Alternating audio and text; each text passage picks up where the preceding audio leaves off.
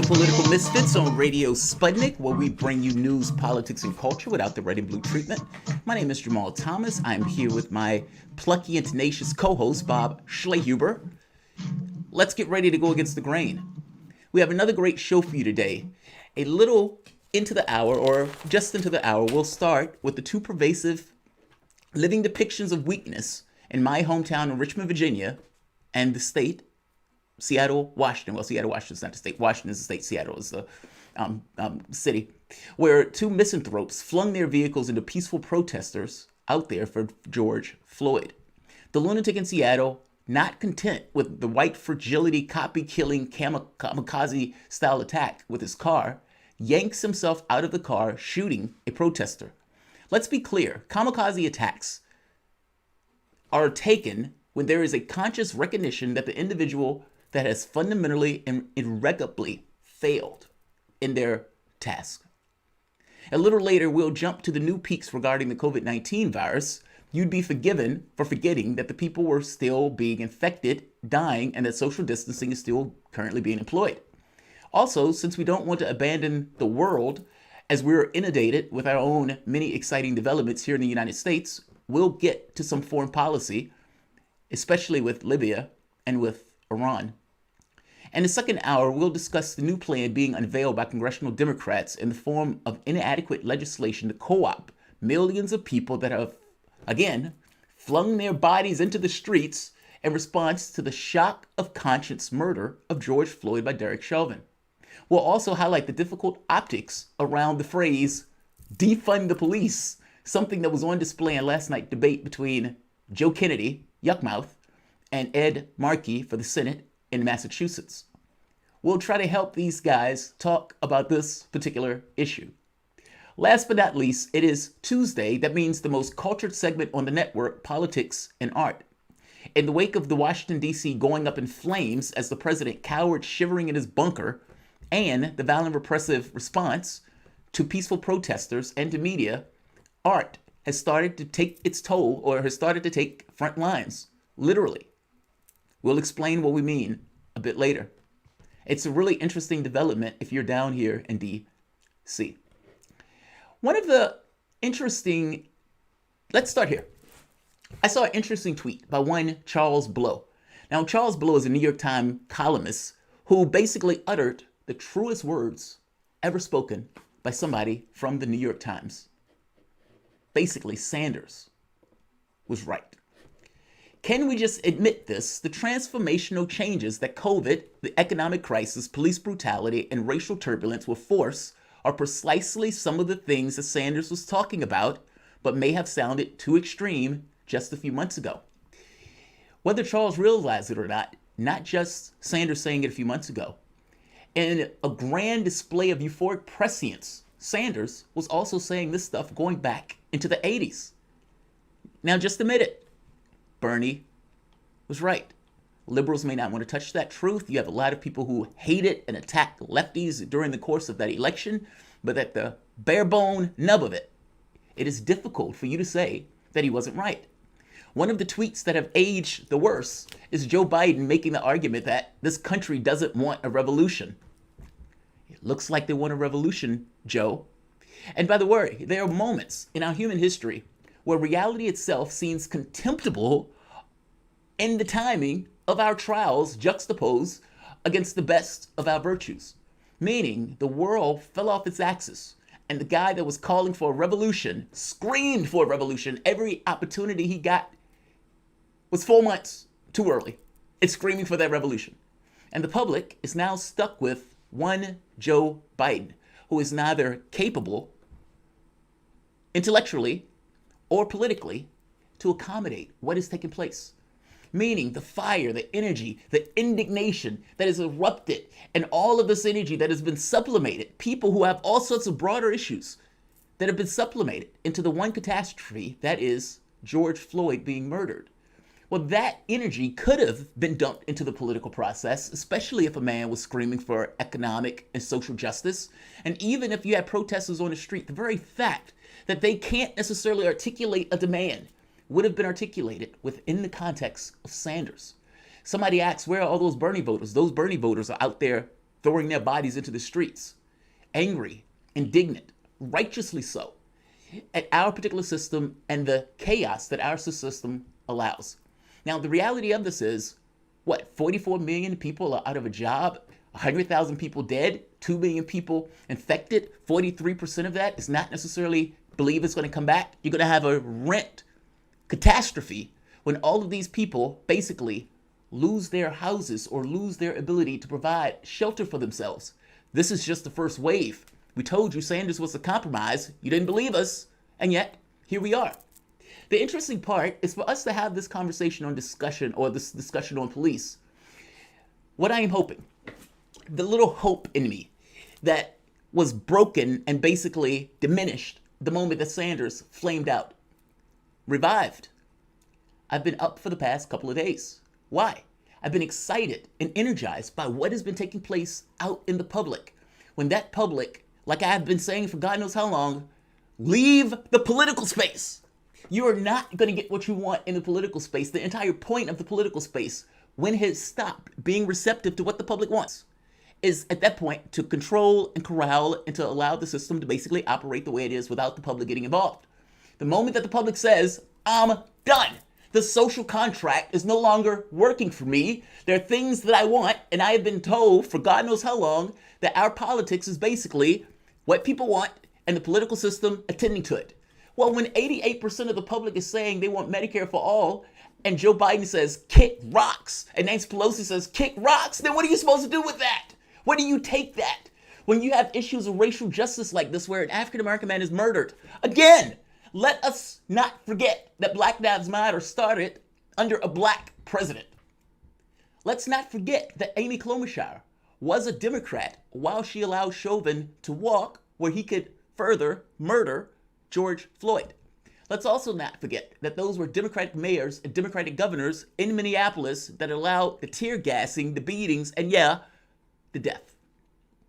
The point I'm trying to get at here is this is not one party or the other. You voting for this or that is not necessarily going to get you out of a situation when your political system, your political space, is entirely incapable of dealing with the measure of the challenge. The thing for protesters is to issue your demand. And don't let them give you something that in no way fixes that demand.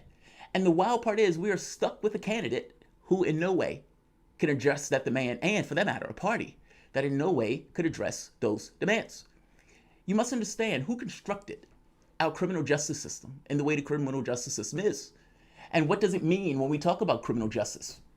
If you are talking about policing, the operative thing that you really need to be talking about is why are the police there in the first place? Is it possible that there are some conditions in your society that drive crime, or for that matter, things that we know have a connection to crime? You can look at the richest areas in our country, middle class, upper class. I tell you this, the crime rate in those areas will be lower. In an area where you have the ability or deprived areas that we don't necessarily pay attention to, abandoned areas in your system, are those areas more or less likely for crime? Do you realize that 44% of your population makes under $18,000 a year? How do those people live?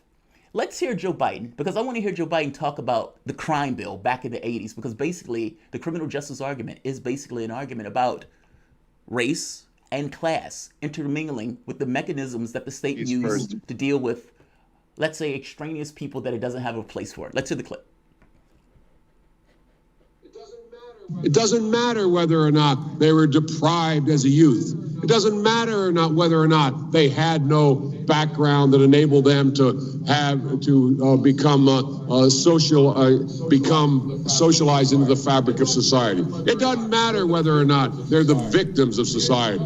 The end result is they're about to knock my mother on the head with a lead pipe, shoot my sister, beat up my wife, take on my sons. So I don't want to ask, what made them do this? They must be taken off the street. That's number one. There's a consensus on that. Unless we do something about that cadre of young people, tens of thousands of them, born out of wedlock, without parents, without supervision, without any structure, without any conscience developing, because they literally, I yield myself 3 more minutes. I don't want Biden to have 3 more minutes. He's basically throwing away members of your population. I don't care what were the societal factors that allowed this individual to be what that individual is. Fact is, you should care about that. That's the most thing you should care about. I understand that there may be things that take place in regards to a constrained decision space where you have to make certain decisions, but let's be very clear. What you've just described was your society lacking or not giving the people of that society what it needed in order to be better human beings and using cops to fix that issue. That's Joe Biden. I don't care how these people were coming up. Throw them away. Put them in cages. And invokes a racist to do so, and is also bragging about the number of people he wants to be killed or put in prison for life in our justice system. Let's hear Sanders respond and how he was thinking about criminal justice during the time. Let's play the clip.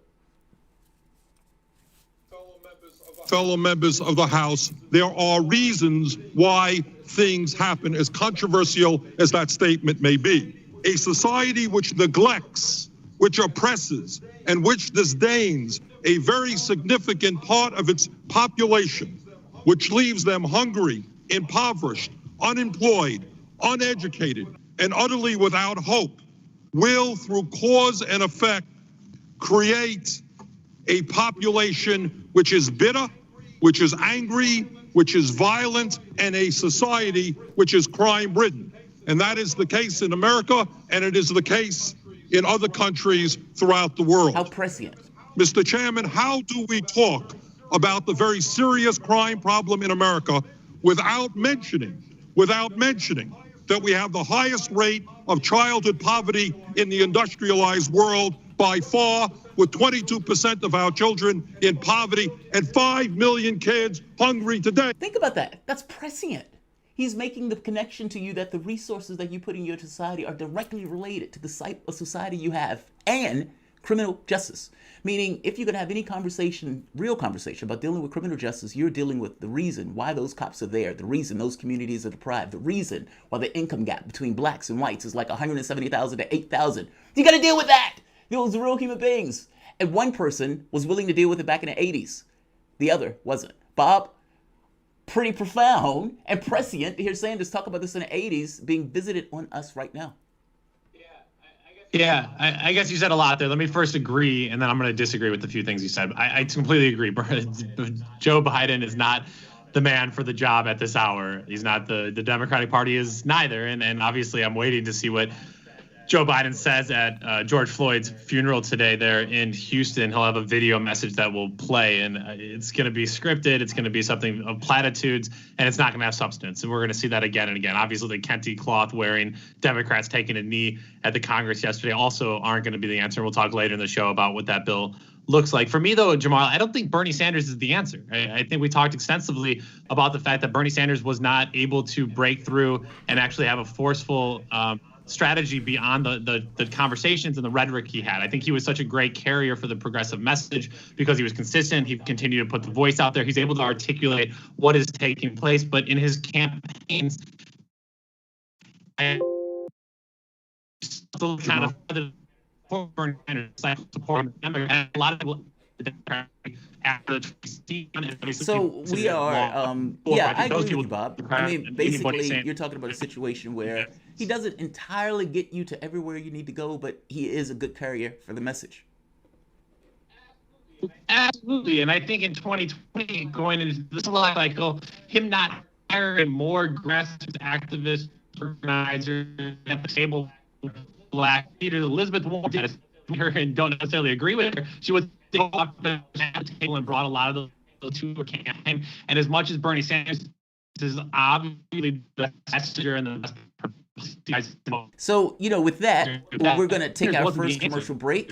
In the first hour, we'll be talking about car attacks on protesters in Virginia and Oregon, coronavirus cases hitting record highs in 14 states, and Donald Trump's bizarre conspiracy theory regarding the police attacks on a 75-year-old man in Buffalo, New York. And if that's not enough, don't you worry, Misfits. We have a second hour for you after that. You are listening to Political Misfits on Radio Sputnik, live in D.C. We'll be back after this.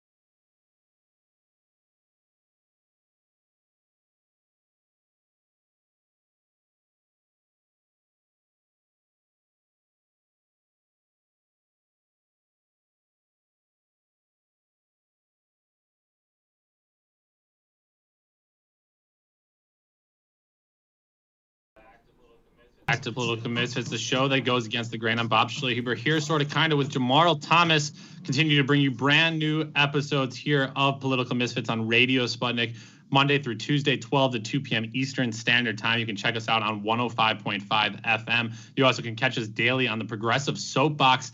You can like and comment the show there, as well as you can also make sure you get out any comments, and you can see Jamarl Thomas. He's got plenty of news there. Sorry, I'm a little drifting here with a lot of news to cover here Monday through Friday, not just Monday and Tuesday. We're just starting off the week. We'll be here with you Friday like every week. And if you're not able to catch us live, you can also download our podcast version of the show anywhere podcasts can be had. Jamarl, I just wanted to mention there in response, I think I faded away a little bit. I completely agree with so much of what you said. Obviously, the electoral movement right now for Bernie Sanders would be primed for this moment. And if he was the nominee, I think we would see that revolutionary change, because you would be fighting a kind of an inside-outside game. And with Sanders now sidelined, that obviously changes the calculus quite a bit. But I did want to push back on you, as well as Bernie Sanders and others that's kind of overly saw Bernie Sanders maybe as the hero of the moment.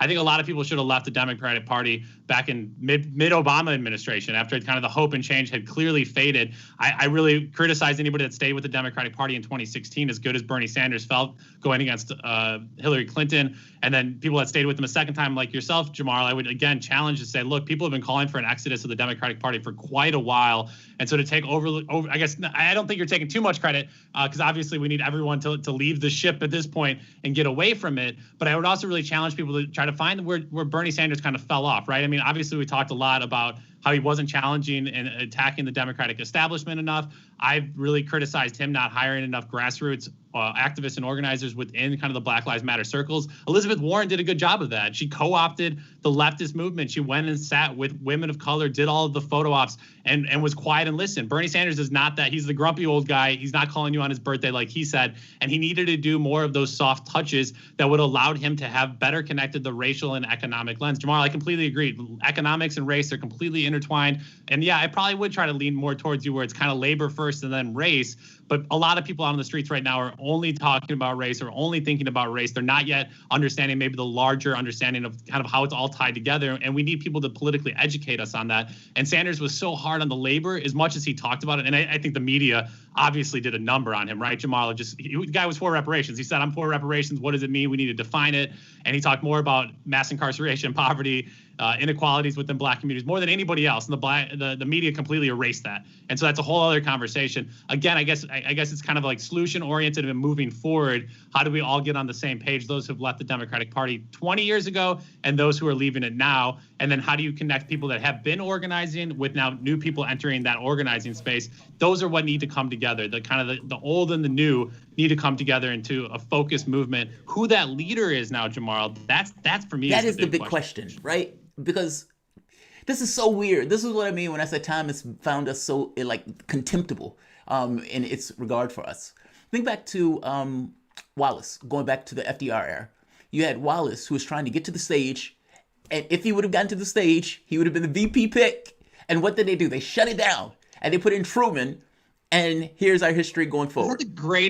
Is that the greatest historical, I guess, in the 20th century, the fork in the road moment? Is that more than any other? Maybe. I mean, Wallace was really to the left. Like, he was an extreme lefty in regards to what we would consider to be a lefty. And the catch becomes what? Meaning from the standpoint of peace, from the standpoint of economics, from the standpoint of race relations. And so it's like you give it to Truman, who was basically a racist idiot. He was incompetent. I mean, this was the guy that dropped the nuclear bomb. Dropped the bomb. Wallace would have never dropped the nuclear bomb. Yeah, and he was actually like doing diplomacy and meeting other people around the world, and also challenging our quote unquote allies, that it wasn't all just like shaming and imperialism. Would have been a major moment. Jamarl Thomas, we are joined by a very special guest, our one and only producer, Michelle Whitty. Michelle, are you here with us? I sure am. Hey, we have the whole team. All right, Michelle. Time to play the guest game here. We have a new poll out. Jamarl crushed it last week, and so you're taking on Jamarl Thomas, the reigning champion of poll guessing here. 4 political misfits. Let me give you a new poll out. Axios Ipsos poll here conducted June 5th through 8th by Ipsos Knowledge Panel. Let's work through some of these numbers, and I'm going to link it to a story here talking a little bit more about the fear that protesters may be spreading the coronavirus. But the first question here, I'll start out here with Jamarl Thomas. Jamarl, what percent of Americans say protesting poses a large or moderate risk to 30%. Their health? Okay, Michelle Whitty. 65%. Whoa. All right, Michelle, 1 point. What percent of Americans? 86% of America say protesting poses a large or moderate risk to their health. This is compared now 43% say a large or moderate risk in going to a grocery store, down from a high of 70%. So people are feeling more comfortable going to grocery stores now that's been around, but people are afraid of the protest. Jamal, I'm just curious, why did you have that number because so low? My thought was, if you look at the number that says 4% agree with the protests, then it looks kind of weird to say, yeah, but we think these people are going to get ill. Like, that's such an odd number to me. But I guess people are acknowledging, yes, you're justified in being angry, but yes, you're also going to make people sick. That's such a weird juxtaposition to me. Okay, so I'm going to clue you in here on the next answer, because I think you're onto something that's going to better help you understand what's taking place here. The second question of the poll, Michelle, we're going to start with you. What percent of respondents say someone in their immediate circle of family and friends has protested? I'm going to say 50. But also, right, Bob, I mean, you talk about health concerns at protests. People are losing their eyes at protests. People are getting tear gas. Most people aren't getting tear gas at the grocery store. So I think it is potentially dangerous to protest. It's just not necessarily about COVID. That's a good question. We'll write Axios and Ipsos to ask them more about state-sanctioned violence, I think would be the best, as opposed to kind of the coronavirus. There'll be a big ask out of them. So 50%, a large number. Jamarl Thomas, how about you? For immediate circle of family and friends has protested, what percent of respondents I'll take that number up to like 60. I'll go up on that number. All right. Michelle gets the point again. 11% here. It's only 11% that have gone out to protests. And so I think what's happening here is, I think it's to your point, Jamarl. I think a lot of people are supportive of it and they see it as a high risk, but a lot of people don't actually have people in their immediate circles. And that's always the bizarre thing, right? It's like you can have 10,000 people down at the White House, which is like a pretty big number, and even call that 50,000 people, which is a huge number. But in the DMV area, Washington, Virginia, Maryland, you have some million people, right? And so I still think that there is still a subset of people that are going out in relation to the larger populace. And I think that's where you're getting these numbers. And just to double down on that, let's continue to the next question. What percent of Democrats are close with someone who has protested? Jamarl Thomas, what percent of Democrats are close with someone who has protested? I've been failing miserably at this. So I'm going to go with 40% of Democrats. I think that number is going to be higher than Republicans, clearly. So 40%. I'll go with 42. 42. Right. Secret of life, 42. Michelle, what percent of Democrats are close with someone who has protested? 25. All right. You both are struggling today. 16%. Republicans at 3%. And again, I guess this for me just shows there's like a major divide between those who actively participate in the Democratic Party, the suburbanites and the wealthier class of folks. They're not the ones that I think are going out en masse to protest. I think it's the Bernie Sanders supporters, Jamarl, that you're talking about, or the younger people that aren't engaged with politics at all, that are actually going out. And so we see this huge drop off. And this is why I think you see just a huge disconnect between the protesters and now what the Democratic Party is calling for. That's terrifying then, Bob. Because that means that it doesn't drive in people like that. They just kind of empathize, not engage, but empathize. And then the question becomes, does that majority translate into that majority saying, okay, fair enough. You guys have a point, and we'll acknowledge what's being said here from the standpoint of the larger population. That's where it gets interesting to me, especially if you have so few people who are actually out there, but you have such a large number of people who agree. That's for some reason that feels so bizarre to me, but I guess it does make sense.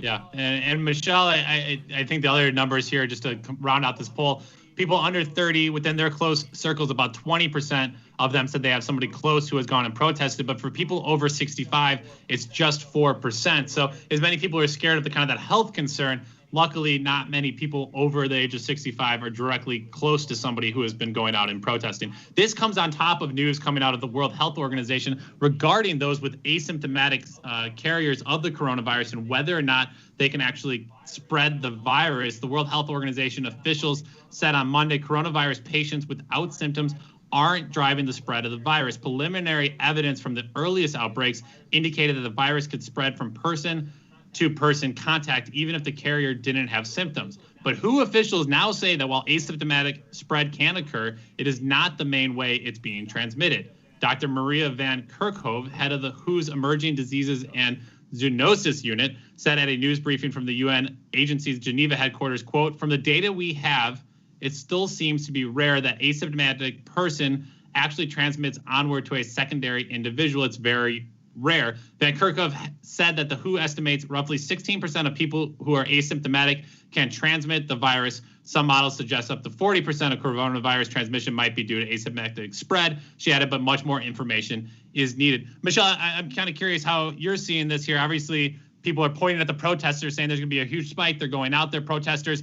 In that same survey said 87% were wearing masks, 35% were wearing gloves, and nearly a third of them said they maintained a 6-foot distance while at the protest.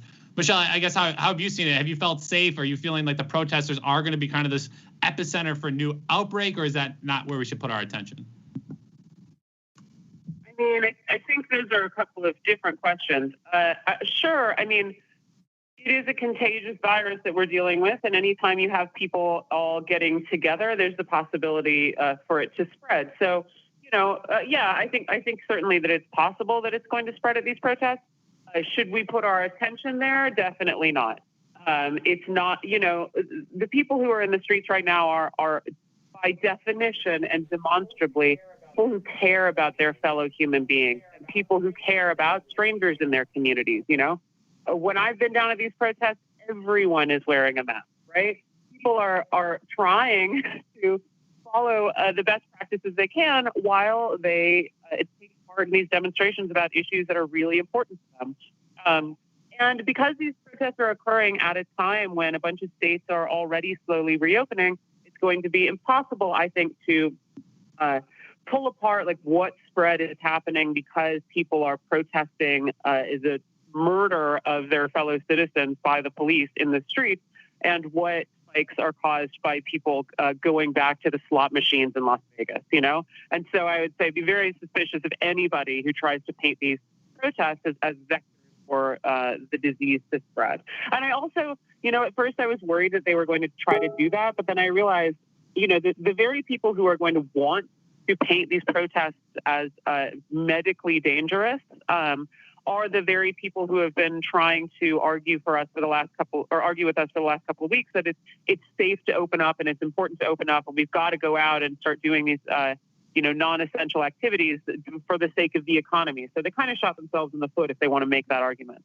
But I also think that we can look at that relatively small number of people who know or have a protester in their intimate circle with some optimism and some hope. Because, man, if it's only 11% of Americans who know someone who's been in a demonstration, and this is the kind of tidal wave that we're already feeling, think of how it's actually, it doesn't seem like an insurmountable hurdle of people to get out into the streets to make real change, And if this is, as we hope, the beginning of a sustained movement with just 11% of people, as you said, I think, being, having someone in their intimate circle as taking part, man, we don't have a lot more to go. I think we should take some hope from that. And things just if you can get a couple more people in the streets. And then I also think about people in smaller towns and smaller communities who are setting up their own protests. And I think about the bravery that takes. I mean, it's one thing to be in a sea of 10,000 people in the streets, and it's another thing to be in a group of 15 people in a small town in Virginia or West Virginia as I passed by this weekend as I was driving. And, sometimes it takes people the time to build up the courage to go out and make these statements. But if we can sustain, or they can sustain some of this energy, then I think that's really possible. Yeah. Jamal Thomas, Margaret Mead said, never doubt that a small group of thoughtful, committed citizens can change the world. Indeed, it's the only thing that ever has. She's infinitely true. Infinitely right. I agree with Michelle 1,000% on this. Like you said, I have been bubbling to the annoyance of my wife like nobody's business about the people who've been out in the streets protesting. I think part and parcel to my reasoning did really boil down to this level of radicalization that's been taking place over the last 8 years. in our politics as it became indefensibly clear that what you want is not going to be imparted. I mean, even this thing that the Democratic Party is putting out right now in regards to this trying to quell the urge, what is taking place right now, whether the public realizes it or not, is you have a lot of people who said the social contract doesn't work for me. These things that I've agreed with for all of these years, for the last 40 years, blue no matter who, as we've degraded in our politics, that's no longer working for me. They became clear when they won the argument that what they wanted, despite winning the argument, wasn't going to get instantiated in their political device. Meaning, you get 88% of the public saying, we want this, and the Democratic Party says, yeah, no. You get 70% of the entire public saying, we want Medicare for all, and then you get the Democratic Party saying, no. Elimination of student debt, you get the Democratic Party saying, no. You even, from the standpoint of criminal justice, when this very specific issue where they're talking about people being beat by cops, you still have the inability of them to grapple and deal with the underlying concerns of that, preferring to give a token phantom gesture to pretend as if this issue is entirely just specific to cops and not the reason for the cops being there. Like, Bob, it really does make this kind of thing of what the public is really wanting and what they're really gyrating for, even if they can't entirely articulate it yet, hasn't necessarily been expressed as a demand. And what the political space is trying to do right now is to quell all of this by giving a phantom token gesture in the stead of an actual demand. That has been the way the Democratic Party gets rid of movements in general. Yeah, and the fact that nobody's linking together the coronavirus and then police brutality and how it disproportionately affects Black and brown people. And if there was a larger conversation, I think there would be a much larger solution than what we're going to come up with. And even the media has done a number of a job to separate the coronavirus story from the protesters as if it's not one American story here. And let me report here from the Washington Post, speaking of the coronavirus, it's not the protesters that are going to continue to spread this thing, Jamal. It's going to be capitalism, and it's going to be GOP members opening up their state too soon. The Washington Post reports here that since the start of June, 14 states and Puerto Rico have recorded their highest ever 7-day average of new coronavirus cases since the pandemic began. According to data tracked by the Washington Post, Alaska, Arizona, Arkansas, California, Florida, Kentucky, New Mexico, North Carolina, Mississippi, Oregon, South Carolina, Tennessee, Texas, and Utah are all at a new 7-day high. Texas reported a record number of coronavirus hospitalizations Monday, weeks after Governor Greg Abbott took the lead among governors in easing social distancing measures to help bring jobs back. Congrats, Governor Abbott. There are currently 1,935 COVID-19 patients in hospitals across the state, according to the Texas Department of State Health Services. And while the first wave, Jamal, hit urban areas in the U.S., it is now starting to ravage small towns. For example, here, Jamal, the Bear River Health District in northern Utah has averaged 78 new cases a day in the past week, most of them tied to an outbreak at a meat processing plant in the small town of Hiram. Jamal, it's Republicans, it's capitalism. That's what's going to lead to the continued spread of this. It's not the protesters who are outside. They're younger. They're not taking it back to older folks. Those people are less of a concern to me than Republicans and people being forced back into small, closed, and tight And let's be very clear. Many of the people who are out there protesting are either lefties or Democrats, and they have a much higher propensity to use social distancing practices either for masks or gloves when they're out there. And like I said, the majority, overwhelmingly so, of people who are out protesting in D.C. had on masks and a few had on gloves.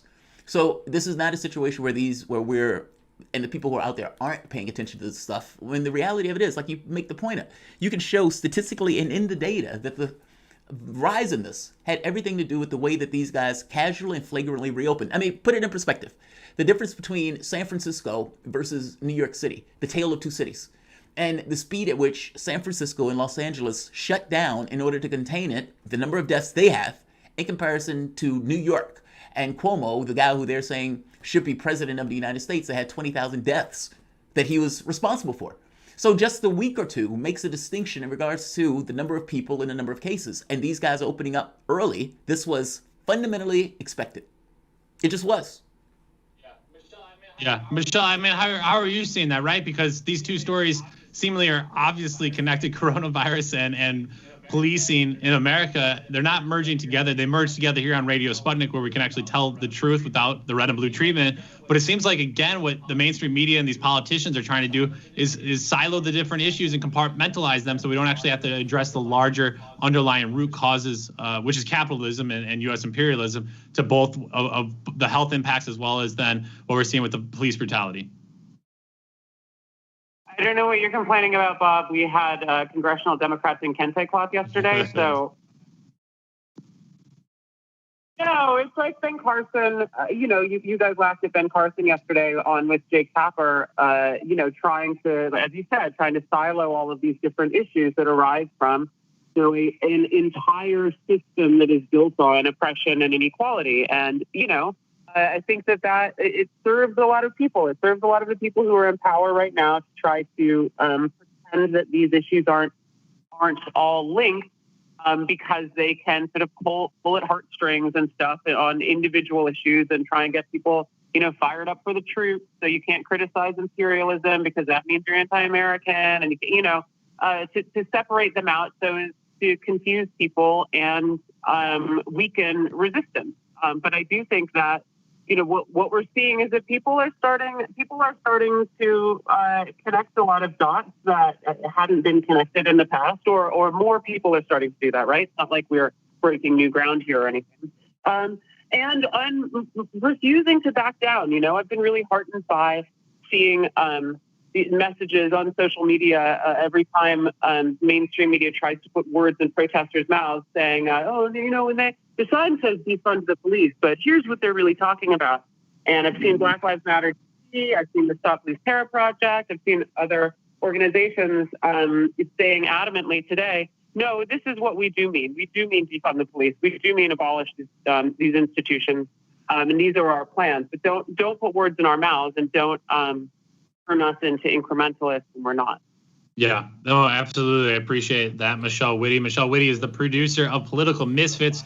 You're listening to us live on 105.5 FM or on a host of different platforms. Give us a call. What is on your mind? 202-521-1320. That's 202-521-1320. We continue to talk about the mass protests taking place not only in the United States, but around the world and the responses to them. Jamal Thomas, we ran out of time yesterday to get to the new NBC poll. I want to just kind of zip through the numbers to get to a larger story and something that is quite terrifying and it's quite scary in many ways. But here, the poll yesterday found that more than 8 in 10 Americans said that the peaceful protest following the death of George Floyd at the hands of Minneapolis police officers, his death there, was justified. 84% said they're justified, and 27% of respondents to the poll said violent protests in response to police harming or killing African Americans was justified. That's a fascinating number. 27%.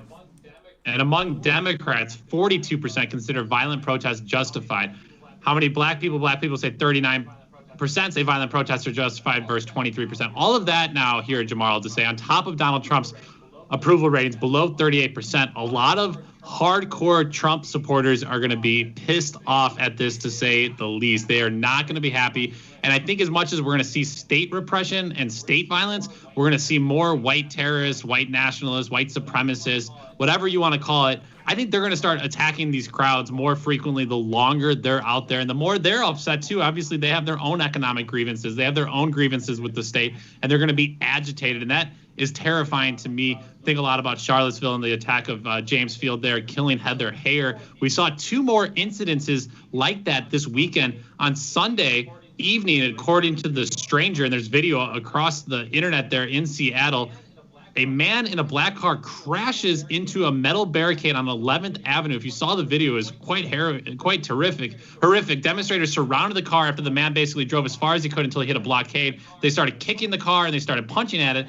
The man then shot a protester as he exited the vehicle carrying a gun. He waved the gun around and then snaked into the crowd before police eventually apprehended him. But there you go, a man driving a car and then shooting a protester. Where was the national news coverage?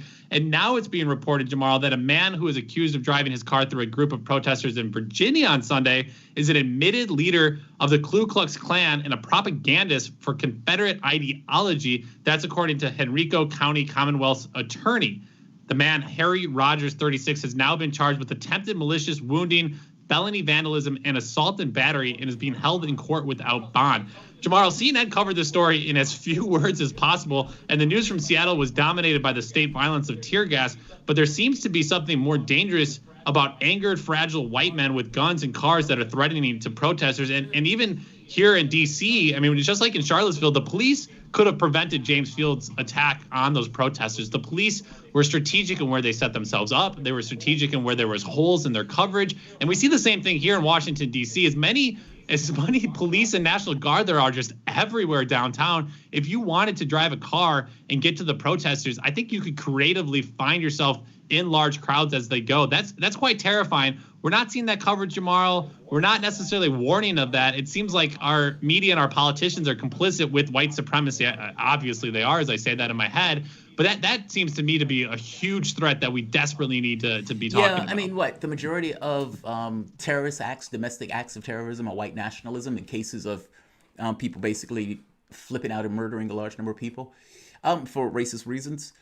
These misanthropes who I can't, it's hard, like, it's sad, like deeply so, and it's hard to kind of articulate that. I mean, to me, you have people who are so wrapped up into an ideology that are basically class traitors who've decided that the issues of race matter infinitely more than pretty much anything else, including issues of their own economics.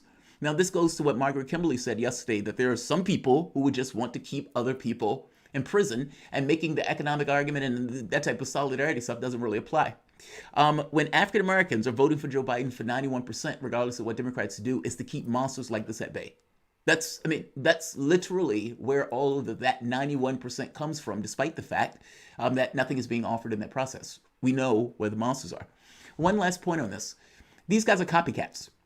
And one of the things that this one said, the KKK men, remember in Richmond, Virginia, a few blocks away from my mom's house and a few blocks away from the place where my niece-in-law goes out to protest. She's very active in regards to the Black Lives Matter movement. That could have been her that got injured or shot in that process. Mm-hmm. So this, it digs into you and you realize that, yes, this happens. But we need to be very clear. This is an act of a weak man. When we were talking about, for example, the gentleman that was McNamara, Robert McNamara, when he was in office, Robert McNamara had a man come to his office protesting the Vietnam War and set himself on fire. Now that's bravery. That's you making a statement about something where you are literally setting yourself on fire. This Klansman that was in Richmond said, "I'm the highest ranking Klansman, we're not in jail." Think about that. Why are you telling me that? You're basically telling me that like you're some level of white Martin Luther King, that is throwing your body out in order to somehow make a statement. Yeah, your statement is weakness. A kamikaze attack recognizing that you and your group of misanthropes have utterly and entirely failed in regards to trying to keep this system the way the system is. Go ahead, Bob. Yeah, Michelle Whitty. I mean, I'm curious. The news coming out of Seattle. We rarely get West Coast news here on the East Coast, and then I just don't think media is really wanting to call out white people to the extent it's safer to call out the police than it is to call out white people. That's interesting. I mean, because is it? I know that when I've heard those arguments about like white nationalism and everything else, it seems like they're less likely to do that. Now, if it was Islamic, yes, they would be screaming to the hilt, Muslim terrorism, do X or Y. So you may have a point in this where, yeah, they're less likely to say white nationalism or white terrorism. In fact, terrorism, I don't think came up at all, but that's literally what that is. Michelle, what do you think? About the police being afraid to call out white nationalism or terrorism? Or the media not calling it out, and then just kind of the media bias of what stories they capture and don't. I mean, we completely missed that story a protester was shot after a car was driven to the protest, and there's basically no mainstream media covering that story from the West Coast. Yeah, I mean, there is a very clear East Coast bias in our media all the time. I mean, I remember when I was working on the news website, trying to get any attention at all to a story about California just burning to the ground. No one is interested. So, Seattle has been out here getting very militant over the weekend, and we've heard hardly a drop about it. But yeah, you're right. A fellow was shot by the police. A woman apparently was hit right in the chest with a stun grenade and very seriously injured. And now they've actually evicted a precinct of the police from the Capitol Hill district of Seattle, and they've set up this so far temporary, what they're calling the Capitol Hill Free Zone, the Capitol Hill Autonomous Zone, all around this boarded up now East Police District precinct that was seen. They've been hauling out all of their stuff. They've boarded it up. The police are not going back.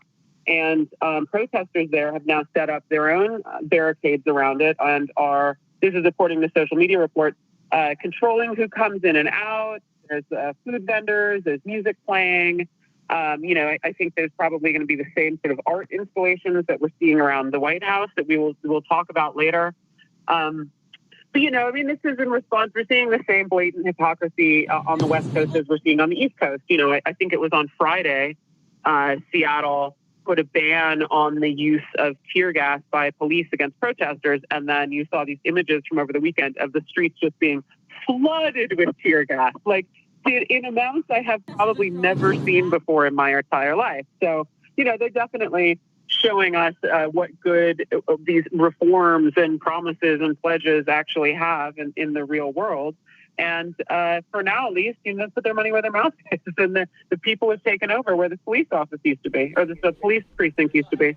Michelle, having read this story where there are vampires, zombies, the apocalypse it's all arrived there now with that police station being closed? Yeah, for sure. I mean, it is literally a zombie. People are eating each other's flesh. What I said about the music, it's not true. It's just sort of haunting background tones. But I think it's exciting. There are other places in the world that have analogs to this, places where squatters took over the abandoned infrastructure of law enforcement and imperialist forces and have created their own societies, some of them lasting for decades. So, maybe Seattle is on its way to building something like that.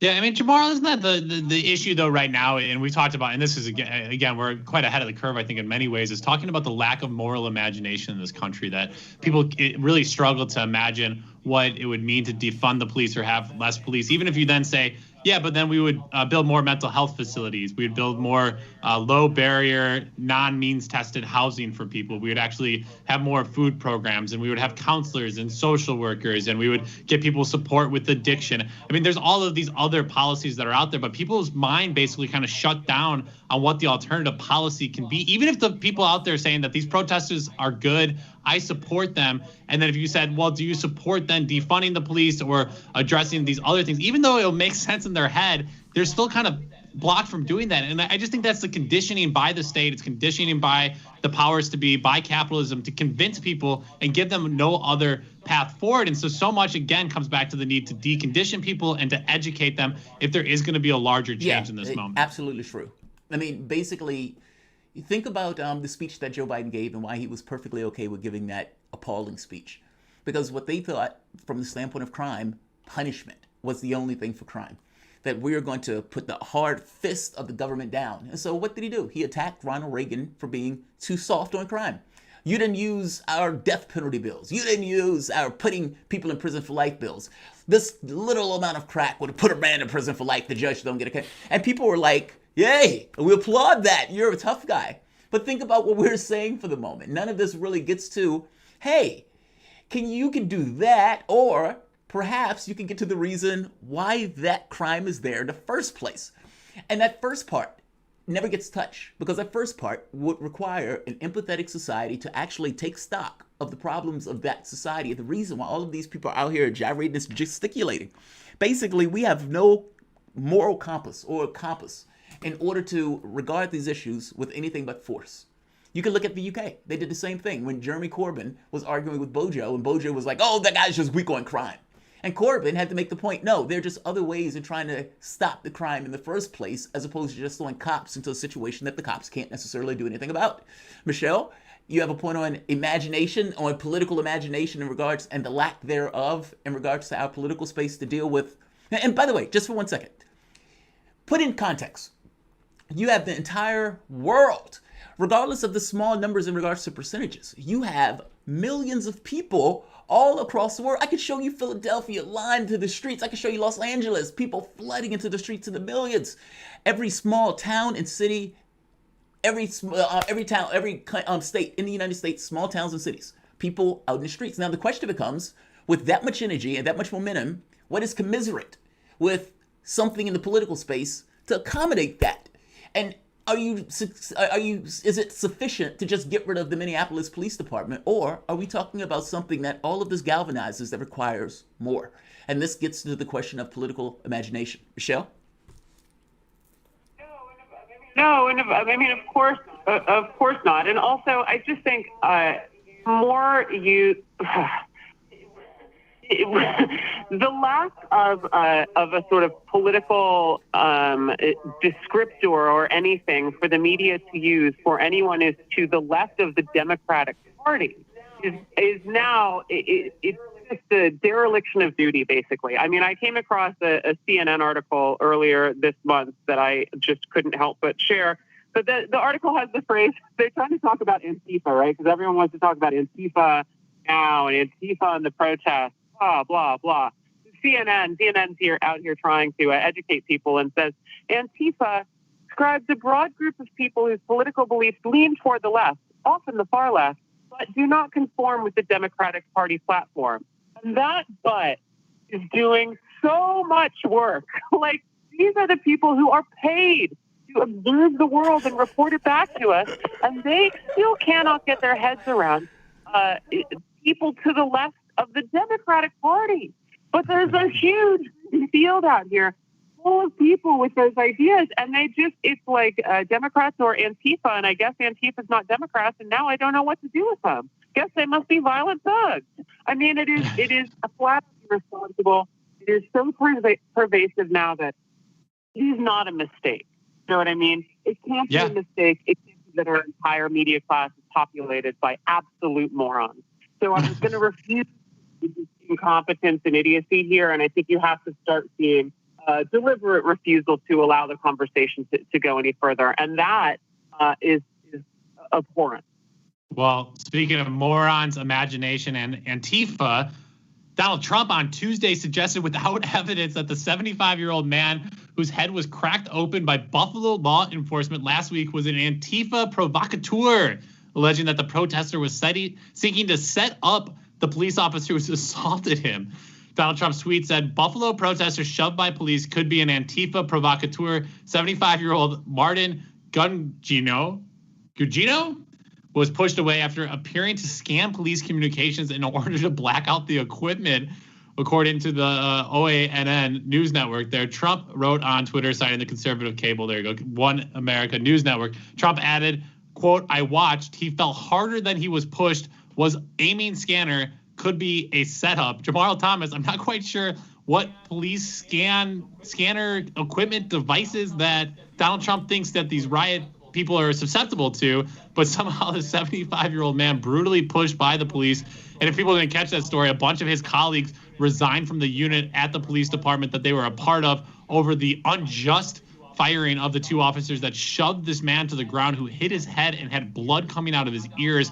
And now Donald Trump is somehow calling this man Antifa. I've shown this viral video multiple times. My wife has a hard time watching the video because of how bad it is.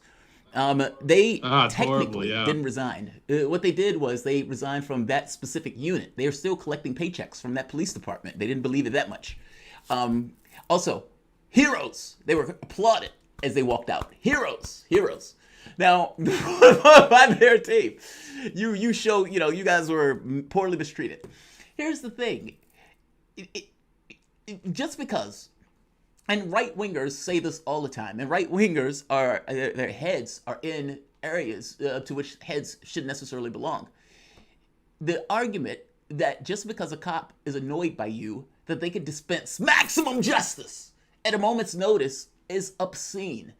It is a heinous, obscene thing. They could have walked around him. They could have arrested him and took him away. They had all sorts of things that they could have did. They chose to use force. It is not the purview of your government to have people out there as maniacs distributing or dispensing force in maximum terms because they get annoyed. Nor does it make it okay when they do that. Understand what I mean? There is the notion that this guy bugged that cop so that cop could dispense maximum justice and end that guy's life. And somebody looks at that and says, well, I mean, the guy should have just walked away, or the guy shouldn't have been bugging the cop, or the guy shouldn't have been doing this or that. That's insane. Your entire point in protesting is to bug the government. Go ahead, Michelle, you're a protester. Explain that. I mean, would it have been perfectly okay for that cop to basically injure, murder, assault, crack your head open just because you were standing there peacefully when they decided to remove people from the crowd? No, God, no. I mean, the police departments across the country are out here desperately trying to scramble for evidence that they're under attack, and they've found flower pots full of gravel, an empty can, a half-eaten apple. They've got photos of these stuff. This morning, I think in the New York Post, it was they were trying to pretend that Antifa was filling ice cream cartons with concrete to use against the police, but they very clearly picked them up from a construction site. So I'm not sure how much of this is reaching, the cable news or the Washington Post, the New York Timeses of the world. But I don't know. At least on social media, it's a pretty big joke. I have not seen, as far as I know, nobody's come to a protest with a gun. Nobody's tried to exert serious force against the police. Nobody's been attacking them in any serious way. I mean, a couple of them got struck by lightning in Lafayette Square. Probably shouldn't have been there in the first place. So they're desperately trying to make themselves appear as the underdog, as they're out here in high-tech riot gear, just bristling with different kinds of ammunition and weapons to face down people who are wearing masks and shorts and carrying posters.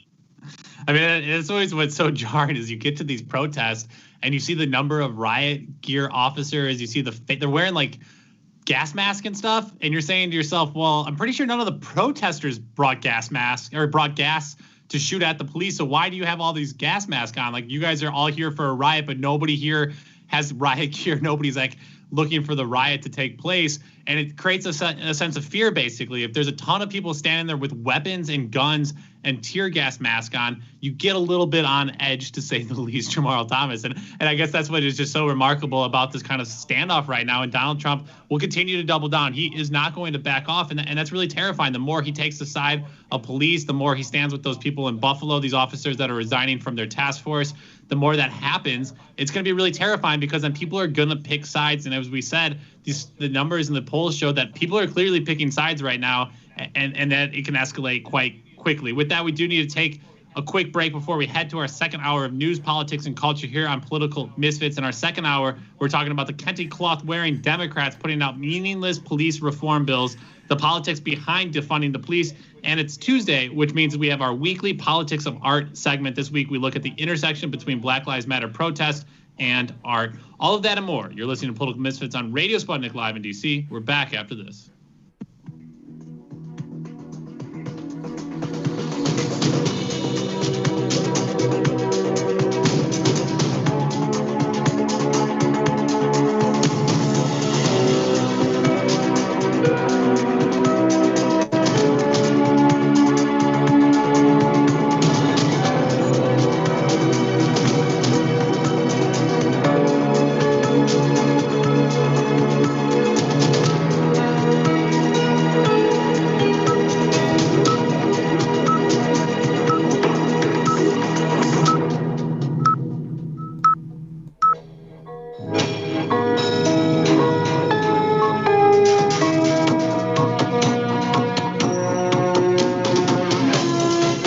Listening to Radio Sputnik, telling the untold.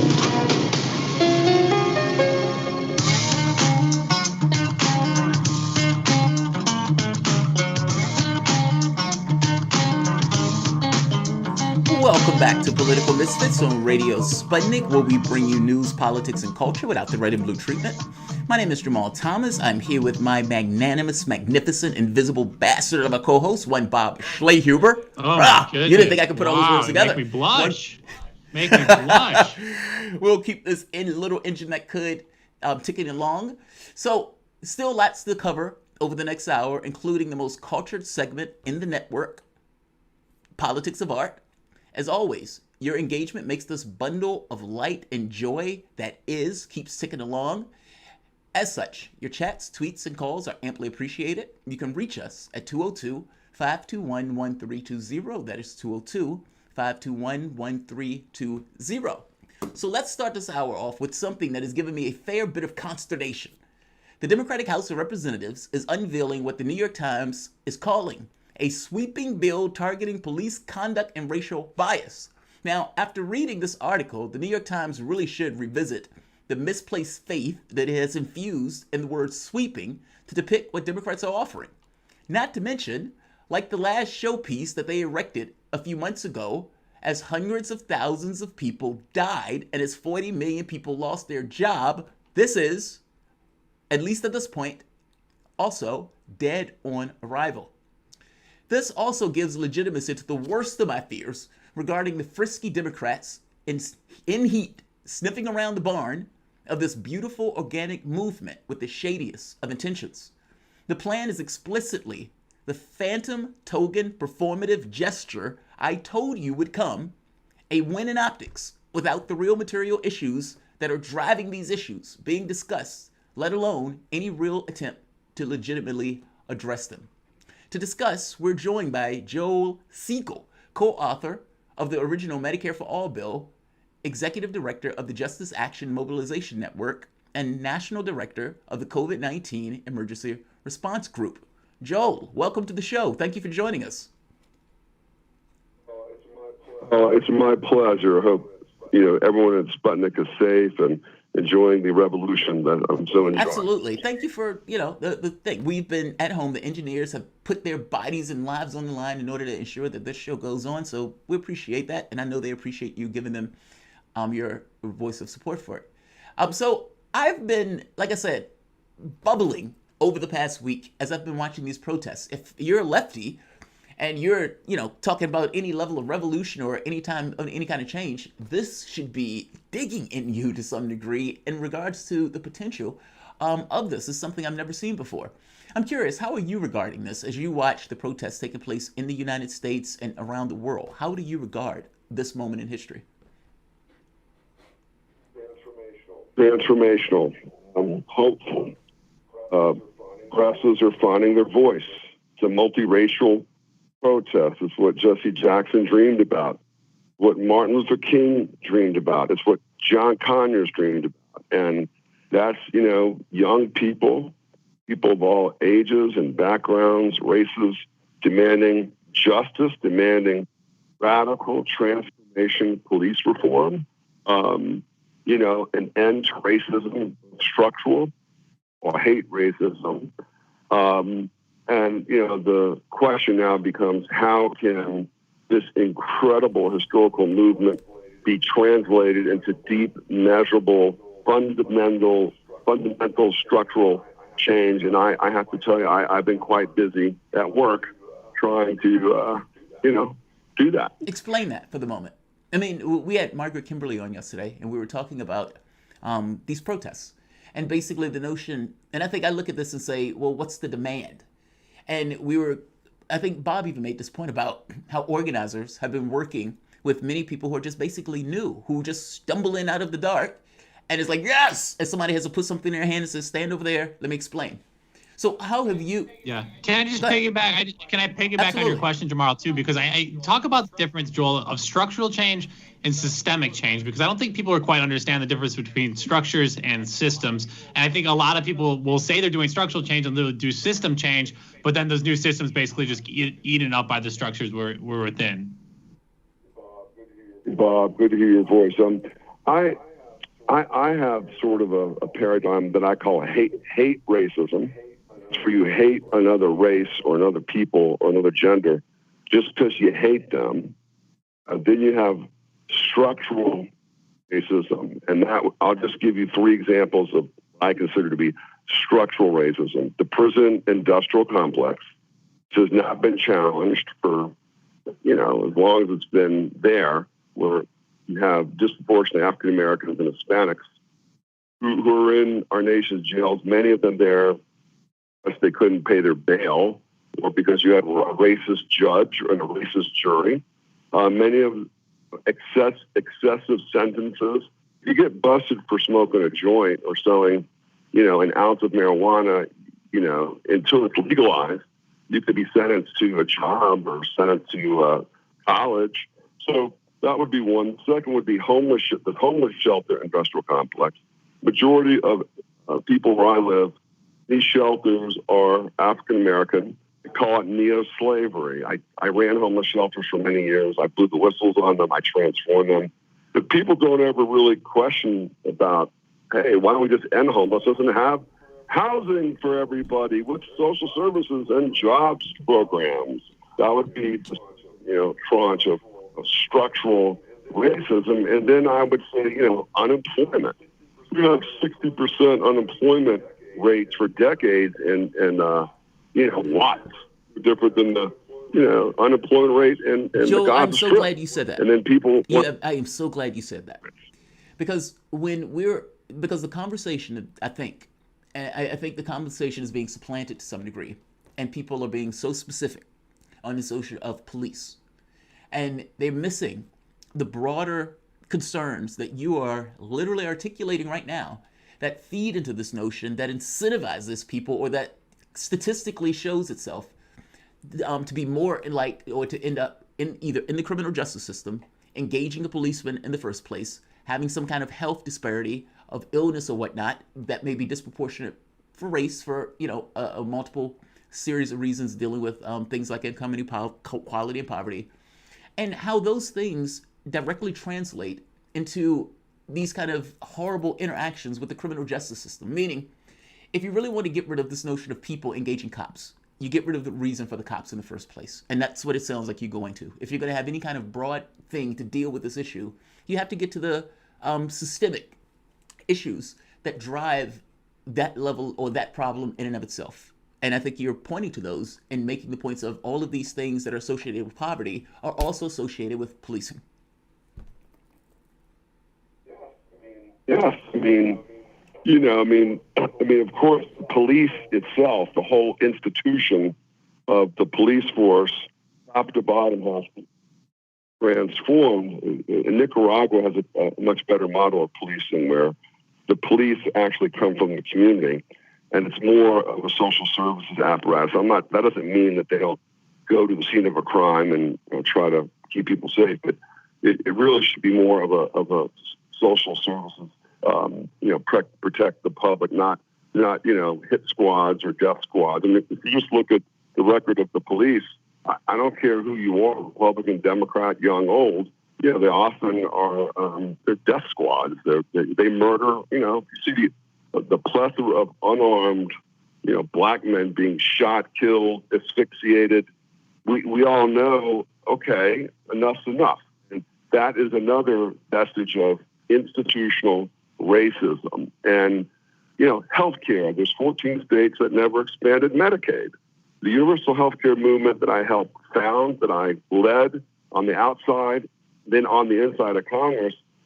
Where did all these white activists go? I mean, we're these nonprofit industrial complex activists. I call them corporate activists.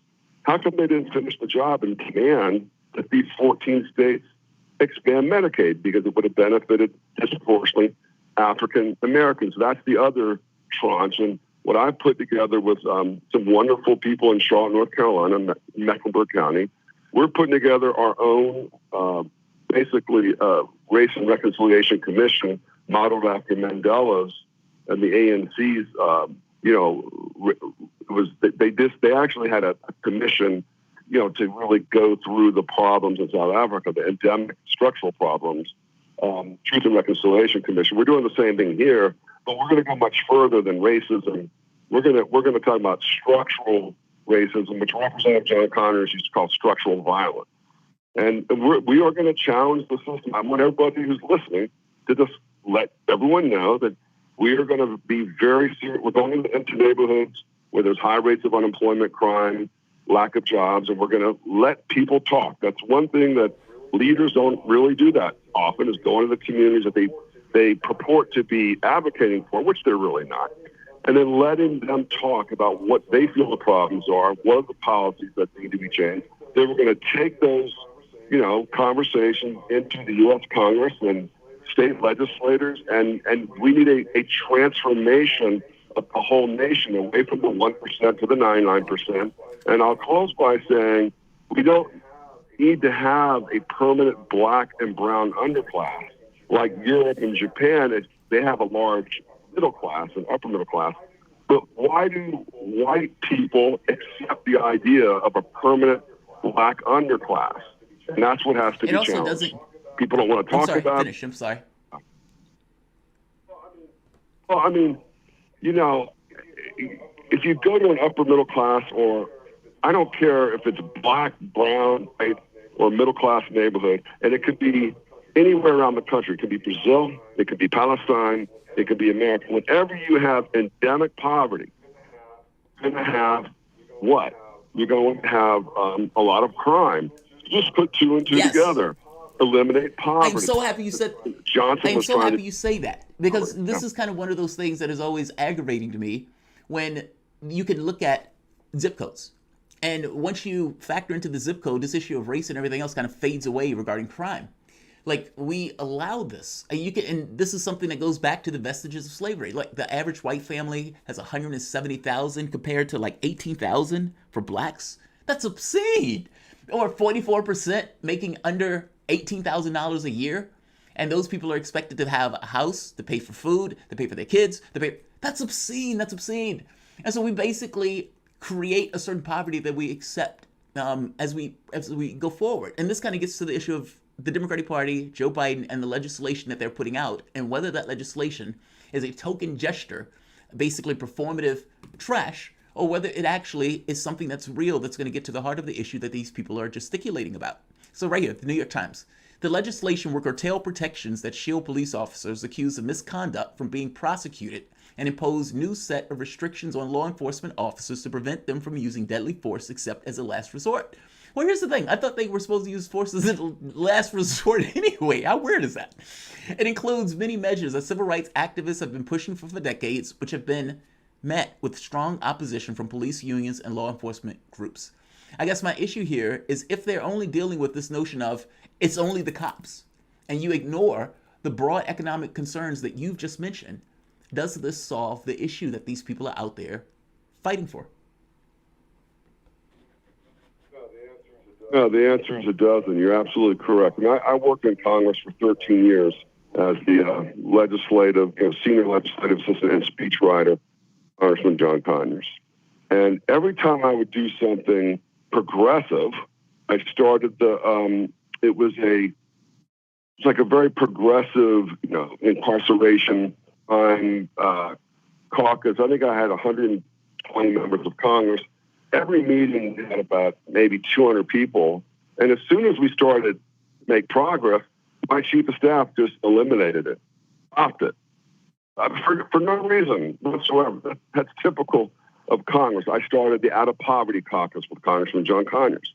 Barbara Lee took it on. And every time we would make progress, Barbara Lee would make progress, Mr. Conyers would make progress, leadership just like strangled it and did nothing with it. And I'm not crying spilled milk. I'm just saying that, or I'd write a bill. I remember I wrote a bill that would literally would have ended homelessness. I would even have CBC members who would say, we can't do it. It's too expensive. And I'd say, well, it's pretty expensive to build submarines that we're not going to use. And we just tax the wealthy a little bit more. And we got this bill. Well, we got to do both. We have to reform the criminal justice system. I'm going to applaud the progressive Democrats who are putting forward. I believe that chokehold should be, illegal. I believe that police officers should have immunity. But like you, we got to go further. So here's what we progressives can do. We progressives need to unite in one tent, progressive rainbow coalition, just like Martin King did, and figure out all the legislation that needs to be written to end poverty. And no matter what happens in our lives and vets and all that, which I've had my whole career, get it passed. Martin Luther King formula. This is the time to do it. I'll give you the good news. There's a big constituency for this. I'm having no problem, creating this commission. It's high level. It's business leaders. It's, fake leaders, and no one's saying no to this. I think people are ready. We want to get rid of the old America and move to a new America. It will be up to young people, I think, to help transform this. But I'm very excited. I think we can go to a new America, but the progressives got to have some structure and quit being, they can't be allergic to structure. Yeah, I think what's also interesting is, and this is where you're Jamal, I think you're completely right, is that we need to think beyond just what police and the police culture are doing in this country, but just culture writ large.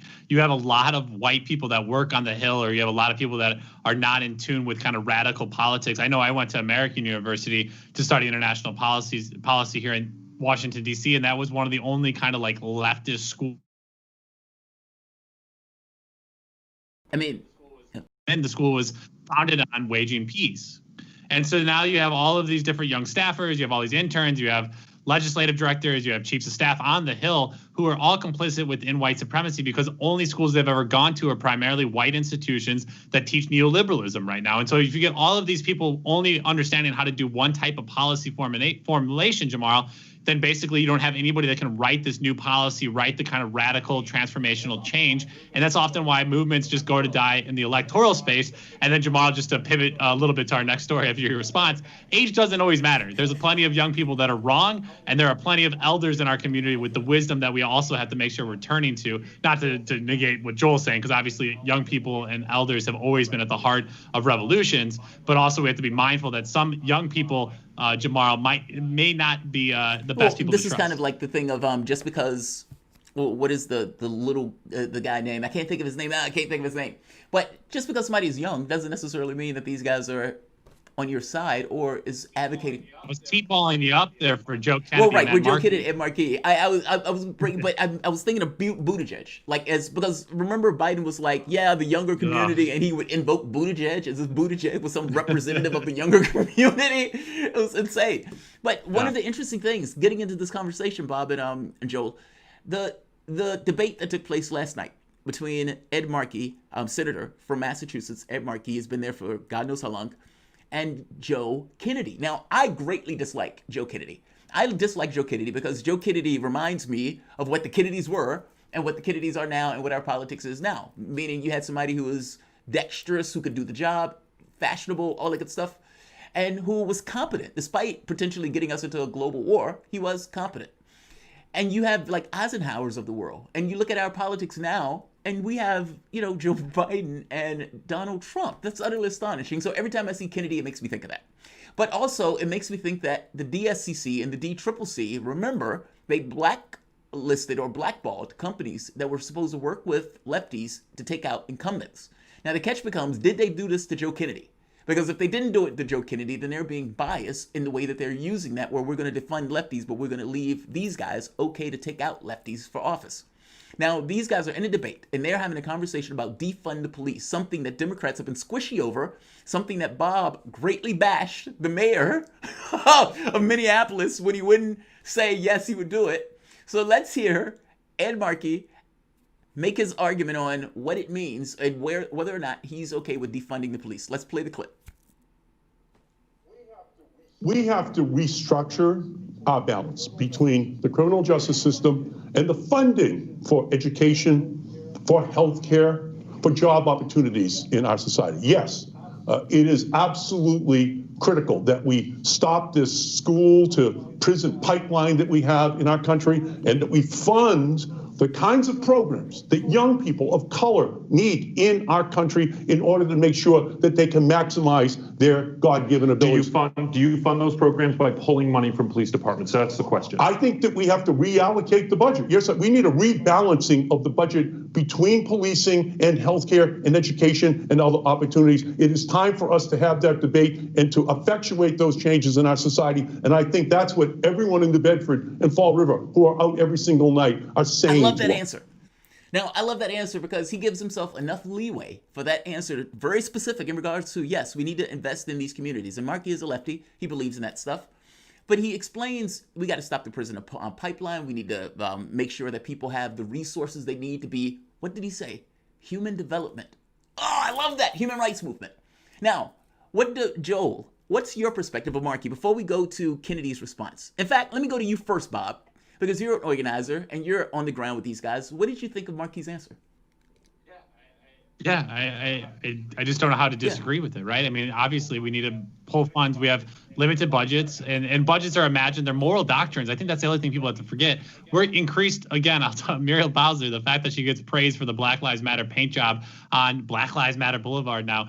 We could have spent that money on ending homelessness, looking at the prisons and jails. I mean, the DC budget continues to invest in a future new jail. I mean, we're basically saying we're not going to solve the problem, we're not going to change it, and we're actually going to spend hundreds of millions of dollars in future spending to a jail. While we have 7,000 homeless families and individuals in the city, as well as we have 7,000 children, and Muriel Bowser increases the budget for the police while decreasing violence interruptions, food programs, education, and housing programs. Yes, it's time to take money from the police and give it to the social programs to actually address poverty. Let's go to Kennedy. Agreed, Bob. Totally.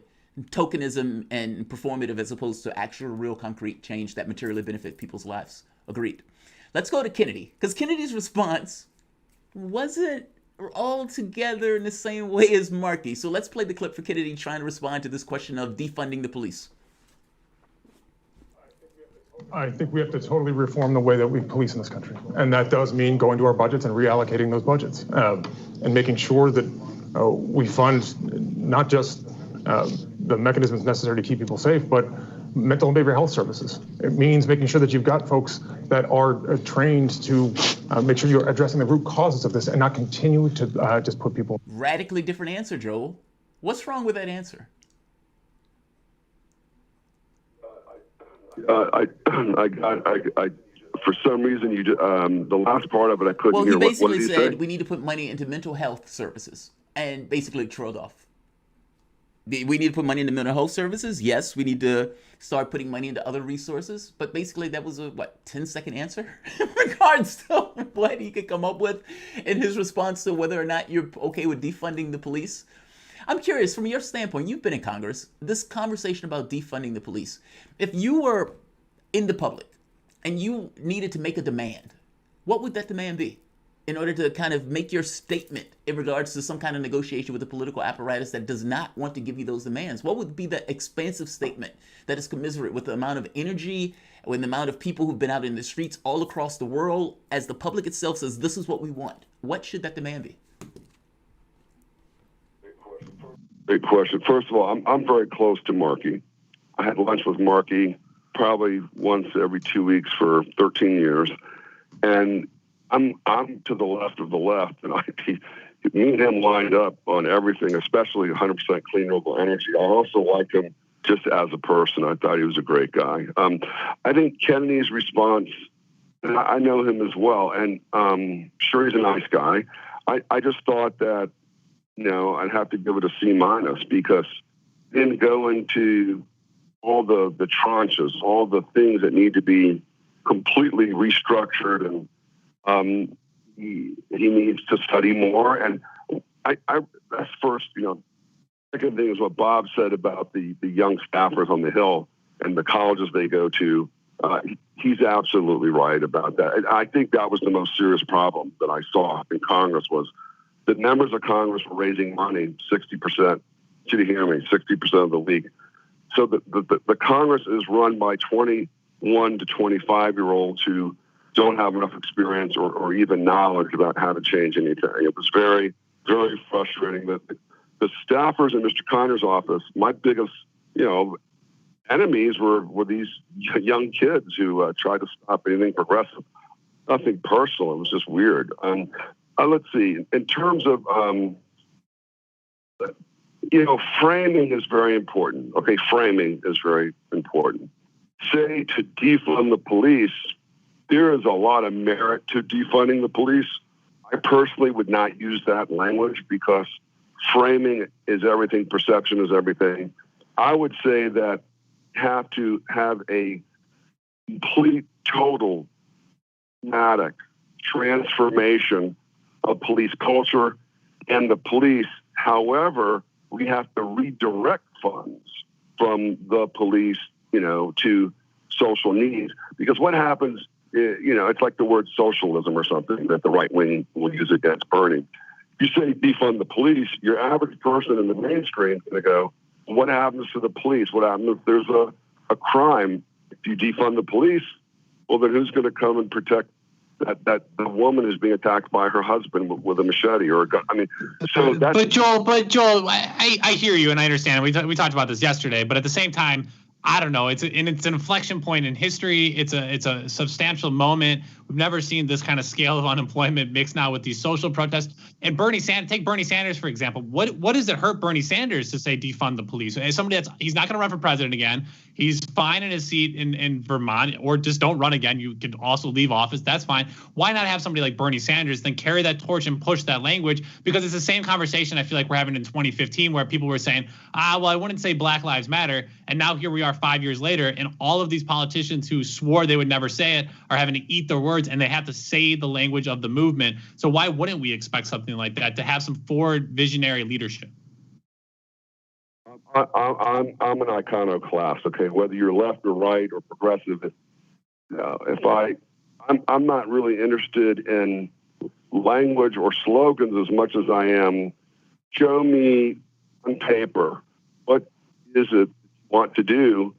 Transform police, which is also infiltrated, by the way, by Klan members and white nationalists. They are. I don't care what it says. Show me reforms, because if you want to pass a reform, you've got to get a hell of a lot of organizations and leaders to agree as legislation, no matter what anyone says that's protesting, slogan that comes up, even if it's got merit, even if it's the best thing that could happen, you still have to translate that into policies that have to get passed on where? The local level, the state level, and the federal level. So I would not agree as a 40-year activist who's been pretty successful at getting legislation passed in Congress and the state and local level on necessarily on that language. However, let's say I was making a speech. The first thing I would do is I would speak to the people who are advocating for defunding the police, and I would listen to them very carefully. Then I would probably say, okay, what's the plan to change police culture? What's the plan to change the police force? It's not the language as much as what's the plan, what's the program. And I'd be more interested in that discussion as opposed to defund the police, sort of as if you don't believe in defunding the police, you're not down with the revolution. I disagree with that too. I agree with you too. I mean, it's hard. When they asked the governor, and Bob and I are gonna have a come at me bro on this, but when they asked that the mayor, were you willing to defund the police? And he was standing there. He's basically saying, I'm willing to do this and this and this and this. And I'm like, he can't answer that. Yes. No political leader in that situation can answer, because he knows he has voters who, despite the fact that you have a percentage of your population that's for it, even if they're agreeing with you in the policy thing, the wording of it is problematic, I think. That's all. I don't think it's it's like you get into the details. We'll debate it on Friday. Yes, we'll debate it on Friday. That should be a good debate. Let me ask you this real quick. We have about 30 seconds. The governor of Kentucky is basically coming out with a healthcare plan saying he's going to give all blacks healthcare. Now, why do Democrats have this weird thing of just not making programs universal? I mean, the logic for school systems, meaning public schools in and of itself, is universality. Why does that stop at schools and not deal with these other things like healthcare? What's going on with this? I'm just going to get blacks. And how do you even parse that for a family that might have been mixed? I think this is so strange to me that Democrats decided to do politics in this way. Well, I mean, I don't know if the Democratic Party is even close as progressive as this guy. If he's saying, it's almost like sounds like reparations. As part of reparations, all African Americans, that is a great step. But I agree with you. It should be every person in that state of Kentucky, everybody. You get quality, universal health care, and everyone in the nation should get it as well. That's why I wrote Medicare for All with 60 doctors. And one day that bill will become, law. But is that a positive first step? Yes. Should the 14 states that did not pass Medicaid, Medicaid under Obama, shouldn't activists demand that now? Yes. Are they? No. Why? Because I posit that a lot of activists are corporate activists. They're from the nonprofit industrial complex. They're not serious revolutionaries. They're not advocating on behalf of the people who can die because they don't get health care this year. So I'm a bit cynical of the progressive movement, but proud of those who do advocate and push for change. So, Joel Siegel, we're always appreciative of you. You've always pushed for change. You've always been a great guide for me. Unfortunately, we're out of time. That was Joel Siegel, the co-author of the original Medicare for All bill, executive director of the Justice Action Mobilization Network, Jammin', and our national director of the COVID-19 Emergency Response Group. Joel, thanks again for joining us. Thank you for having me. Fantastic. You're listening to Political Misfits on Radio Sputnik Live in D.C. We're back after this.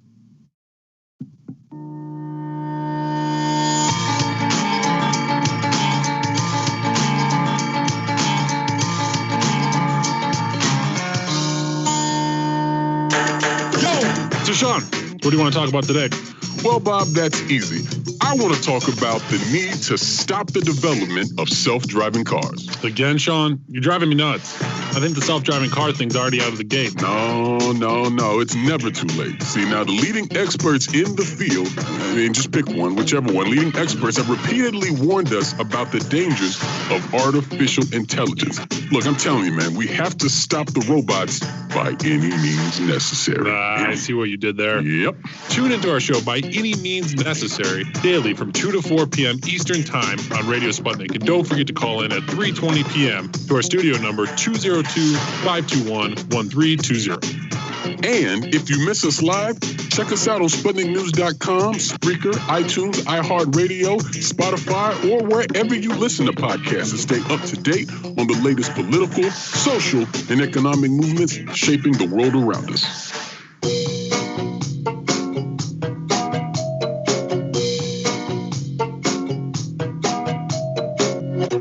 Welcome back to Political Misfits on Radio Sputnik, where we bring you news, politics, and culture without the red and blue treatment. Time for our weekly Politics of Art segment. I'm Bob Schlehuber, here joined by Jamarl Thomas.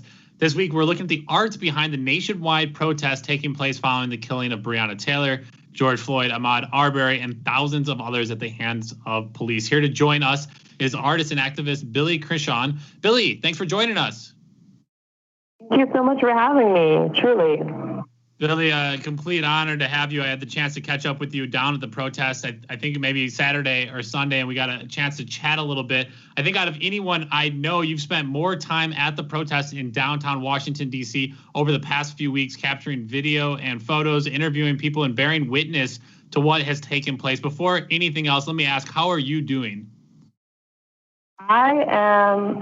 I think that's the first thing. But overall, I'm good. I think despite all the everything that's happening right now, what I will say is I've never experienced so much solidarity and love on a global level in my life. So that is a solid pairing with all of the craziness that's going on in the world. I'm amazing. Yeah, it's been a remarkable 10 days, truly, here in the States and then around the world. And an incredible 10-day arc here in Washington, D.C. alone. We went from heavy police and military intervention, aggression, and attacks to now the protesters pushing back and claiming the space outside of the White House and turning that space into an uplifting space, a space full of protests, speeches, and art. Talk to us a little bit more about the arc over the last 10 days and kind of this emergence of kind of an arts and I would say almost a festival celebratory kind of feeling that's taking place there now. Yes, so much has happened. I think everybody feels the same way. We never knew exactly what this was going to be, but we knew that there were extreme feelings in the American community, and the events that have unleashed over the past 10 days show exactly that. I think when I went out that first morning, Sunday, May 31st, just to document what it looked like after the protest, I was in awe to see my city covered in graffiti, covered in feelings, covered in pain. And it was quite beautiful to see that reflection that reflected back to me on White House property. The evolution of it is insane. Not only has it built, it got more intense every single day, but also I was able to bear witness to the erasure of all that happened. The day before Saturday, so I think Friday, I went out and took photos of the aftermath of the White House, as I usually do, and was met with a lot of white paint, a lot of blackouts, just a general whitewash of everything that had been occurring over the past few days, as well as the Black Lives Matter art that Mayor Bowser commissioned. And while that was a beautiful step, it was also kind of painful because having been out amidst the tear gas, out amidst the bullets, out amidst the violence that had been, upon us peaceful protesters, that art had been a reflection of what we had experienced. It had been proof and evidence that we were there on those streets fighting. So for them to wash it away, it really felt away. And then a few days later, flash forward to when people from all over America came to protest with us Saturday and Sunday, that wall began to get built. That wall of art, which had been there every day prior since that wall had been in place, but that wall had been built in such a grand way that it's kind of impossible for the city to remove what had happened. And that to me is beautiful. Yeah, that's so I get like tingles just hearing that story of this human expression of the masses coming out, and actually not even connecting that. The response, I felt such a visceral response when Muriel Bowser kind of co-opted the moment and put those words back out there. But it's so it's even more disheartening, as you said, that so many people had graffitied and put up on. There's a lot of wooded, boarded areas up in downtown DC, so it's not like it was like graffiti on people's windows or on the brick, and that got covered up. And so at the same time, while the state all of a sudden co-ops the message of the people, it also tries to erase what other people have organically done. Billy, I also wanted to talk to you about when it comes to actually covering the protest. And we had a conversation the other night when it came to actually posting photos of those who are committing property damage or doing the graffiti, which is illegal, or people setting fire to either cars or to buildings, and how you kind of parse what you should actually take and then post. And then you've gone an extra distance to actually try to cover up people's faces or not post photos of people doing what the state deems illegal, but at the same time, then journalists are there covering it. There's video camera covering it. How do you kind of think about this, and how do you protect people's identity, but also then show the expression of what people are feeling? Yeah, so I think it's important to me to document everything that's happening as is. I try not to ask people to adjust to my photographs. If I see somebody start to adjust because they see I'm taking pictures, I tend to not take those photos. Because for me, it's not about creating this narrative or creating this story. I just want to show people things from our perspective, because there's already people creating narratives, and I just want to reflect what it is that we're experiencing. Now, in that, there has been a lot of concern revolved around these protests, because it's clear that there have been a lot of people who were spearheading the Ferguson protests that a few years later, some time later, died in mysterious ways. So that created this fear among people, and that is where the pressure to hide faces, to remove locators on phones, et cetera, came from.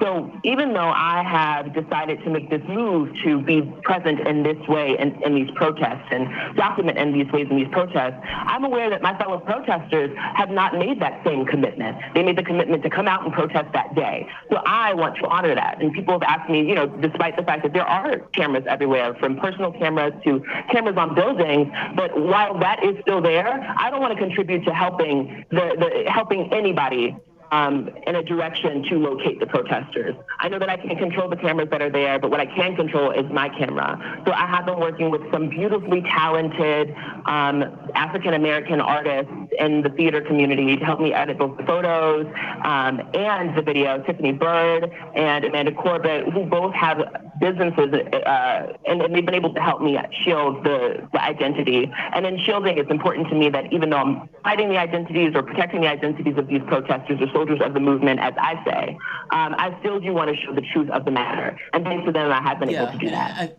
I appreciate that. Honestly, I really do. I mean, it's, despite cameras being everywhere, you never necessarily know if there's one specific individual that's on your camera that is not necessarily visible on one of the other ones. So I appreciate the due diligence and saying, look, I'm not going to be participant implicitly or explicitly in the mechanisms of the state criminalizing people asserting their First Amendment rights and getting across their grievances. How do you guys organize? Like, when people come out, and say if they come out for the first time, or say they're you have a lot of people, you have a lot of crowds, but you don't necessarily know those people. How do you keep track of each and every person to ensure that when these meetings and these groups come out, that you can have some level of stick-to-itiveness and connectiveness if you want to get information or message or words across? Or is it just organic and you put out the information and people are just accruing and going somewhere in order to get that information? What's the mechanism of that from somebody who watches these protests? And I'm always enamored by the way that they kind of come together and grow and propagate. Yeah, I would definitely say it's the latter. It is intuitive. We've been described as looters, rioters, thugs, but what people don't see is, like I said earlier, the love in the community. It's kind of innate. I will say that in the beginning, we had some issues with some instigators or infiltrators who were white initiators of violence, spray painting, even caught footage of a white instigator throwing fire into the line of police officers. That was something that we were dealing with in the beginning of the protest. But, we kind of put our foot down and had to explain, look, this is our fight. We appreciate that you were allies, but part of being allies is understanding that this is not your movement to lead. Not everything is yours to have. And in this instance, it's important that you follow our lead. Because if this is a peaceful protest, if we are acting peacefully, if we are out on our knees and chanting no justice, no peace, then you need to let us have that. You don't insert yourself with a violent chant. If there's not violence happening towards the police, we don't need you to be the icebreakers of sorts. So when that word kind of got out and word started to spread about the white folks who were out kind of planting violence or initiating these things, knowing that it would fall into the Black community, when word got out of that, we began to be aware and hypervigilant, and we're able to counteract that. And along with the Black community being aware of that and trying to stop it so we can control our narrative, I will also say among the people who are actual allies of the movement for us, I've seen some glands standing up. I've seen fellow white folks stop their fellow white folks from violence. I've seen them call each other out. I've seen people pull people aside and explain that as fellow white people that they have to step back and follow suit and join in, and that's what it means to be an ally. So I will say that is a definite thing. Yeah, Billy, I think also what's so vitally important is holding the space and creating and using the arts basically to create a space where people enter into and they say, all right, this is what the space is. It's uplifting, it's commemoratory, it's about collective, it's not about the individual. And that's what the sea change, I think, was remarkable, is because when you're there on Sunday and Monday of last week, when there was heavy military repression, that it was very like, we're facing off, let's do this thing. And I think when you create those spaces, Billy, I just love following you on Instagram. You sing, you dance, you act, you take photos, you paint, all of these kind of different artistic outputs. I'm curious where you feel yourself and others are going to be pulled from this moment. Obviously, art is an expression of life and of the moment right now. Where are you seeing more and more artists kind of put their energy and attention being inspired by the last few weeks of action? I don't think there's one answer to that. And I think that's what makes it so beautiful. I think that I am not alone in being an artist who has found himself in a new art. I followed some singers, beautiful singers, and that's what their work is, that have now taken to painting. And I think it's different every day. Some mornings we wake up and feel exhausted by the night prior, being out protesting, and decide that what I can do right now for the movement is protesting, is posting a poem, or is sharing this outlet. And I think that is the beautiful thing about the movement and the arts inside of the movement, is that it's different every day. And thank you to the arts that we are able to adjust accordingly to where our being is and honor our spirit and what it needs in those moments. So we've seen that all over. And what I appreciate is that this is only the tip of the iceberg, right? This is the art that has already surfaced and has come to completion inside of the movement, but we haven't even touched the plays that are being written, the songs and albums that are being curated, and I'm excited to bear witness to that. I'm excited that long after we get our justice, long after we are in the streets protesting, that there will be art that is a reflection of the feelings in those moments, And after this, there will be artists who are finding themselves in a whole new field simply because they were overwhelmed by the feeling of the movement. That's what I'm most excited about. Yeah, and Billy, I'm also kind of curious. We focus a lot of the racism within policing in this country, but obviously racism is rampant across every aspect of our society. And so I think a lot about the theater community, American theater, especially the artistic directors, playwrights, actors, costume designers, white people. And in this moment, we need to call attention on racism. It would seem like it would be a missed opportunity just to talk about policing, but we also need to talk about racism within the arts as well. Absolutely.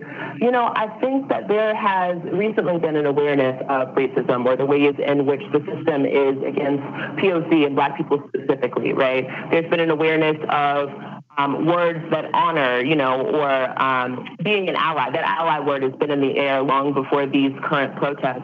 But what I will say in the shift in the dialogue around racism within the arts community is that normally the dialogue explaining things that have made us as Black people feel uncomfortable or marginalized is normally reserved for Black spaces.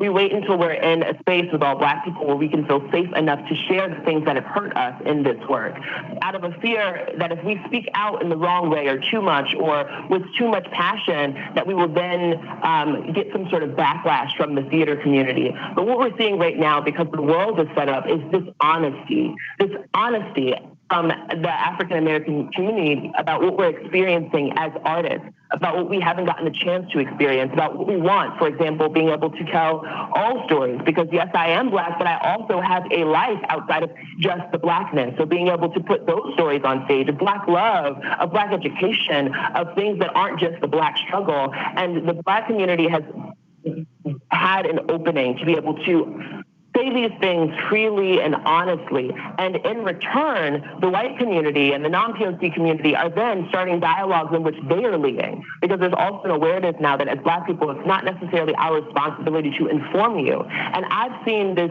beautiful action from the white community and non-POC community where they are taking the initiative to start conversations, when they are taking the initiative to find the answers to questions that they have so that they can become informed. And I think we are on the brink to seeing true change. I think we are on the brink to seeing freedom outside of just, America as a whole, but also freedom in the arts community, freedom to be as Black as we are, freedom to not live within the confines of what Black should be, what Black is safe, because all Black is safe, all Black is valid, and there will be no more coddling our Blackness. There will be no more filtering our Blackness.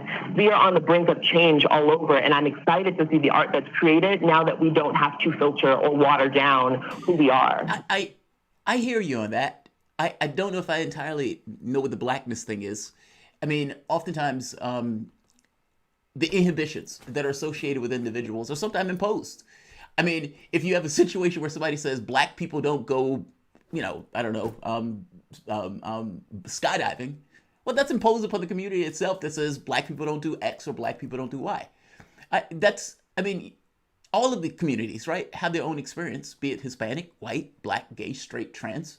I mean, have you seen a certain level of intersectionality in regards to these theater spaces dealing with the protests? And have you been somewhat hardened by the level of intersectionality associated with all of these various communities? And what does that mean to you to have all of these various groups that have all of their own experiences basically are able to come together under this one umbrella and say things need to change? Do you consider that to be an issue of Blackness, or you consider that to be an issue of, I would go so far as to say, human rights to some degree, considering all of these other groups are part of the intersectional struggle?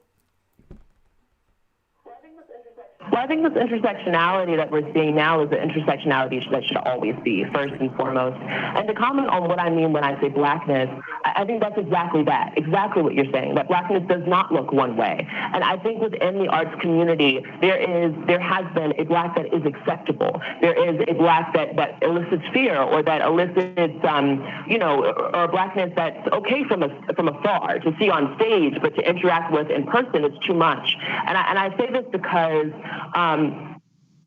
I have experienced spaces in which I am a Black that is digestible. I guess I don't present as something that's intimidating, but there's nothing about Blackness, period, however it presents, that should be intimidating, because it is our authenticity. Black does not look one certain way. And the thing is, it's when you hear the word code switching, for instance, that if we code switch to something that is more acceptable, we can be the kind of Black that gets us through doors. And I think now what we're being faced with is the opportunity to accept and exist in all kinds of Blackness, because we should not have to filter our words or our dialects or our AAVE. We should be able to exist exactly in whatever our Blackness means in those moments. And I mean in all spaces. So just to clarify what I mean when I say Blackness, I know that there is no one Black experience. And I think that is what's important about this movement, that we are opening it up to an awareness of the various Black experiences.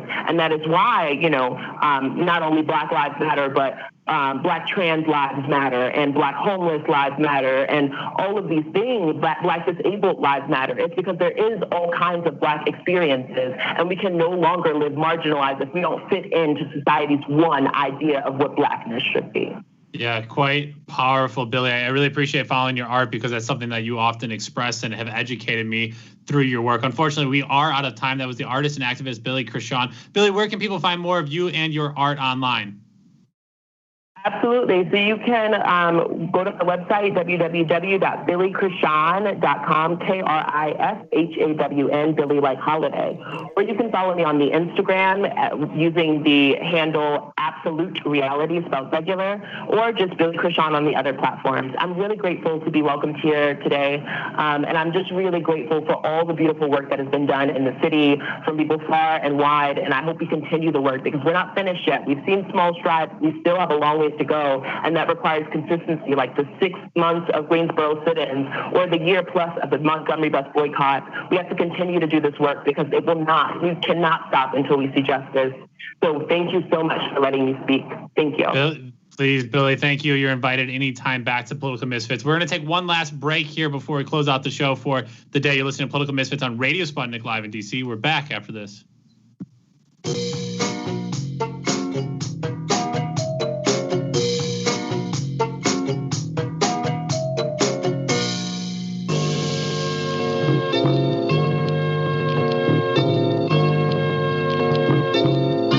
The most important hour of the day. It's the Critical Hour with Dr. Wilmer Leon. On this show, we don't just deliver the latest headlines, we divide the real from the fake. Tune in to hear from some of the most brilliant political minds of today, get in-depth news and analysis that goes beyond the surface and dig straight into the details. Set your clock to the Critical Hour for a news perspective unlike any of those other guys. Tune in to the Critical Hour with Dr. Wilmer Leon, weekdays 6 to 7 p.m. Eastern, and catch us on Facebook Live. You're listening to Radio Sputnik.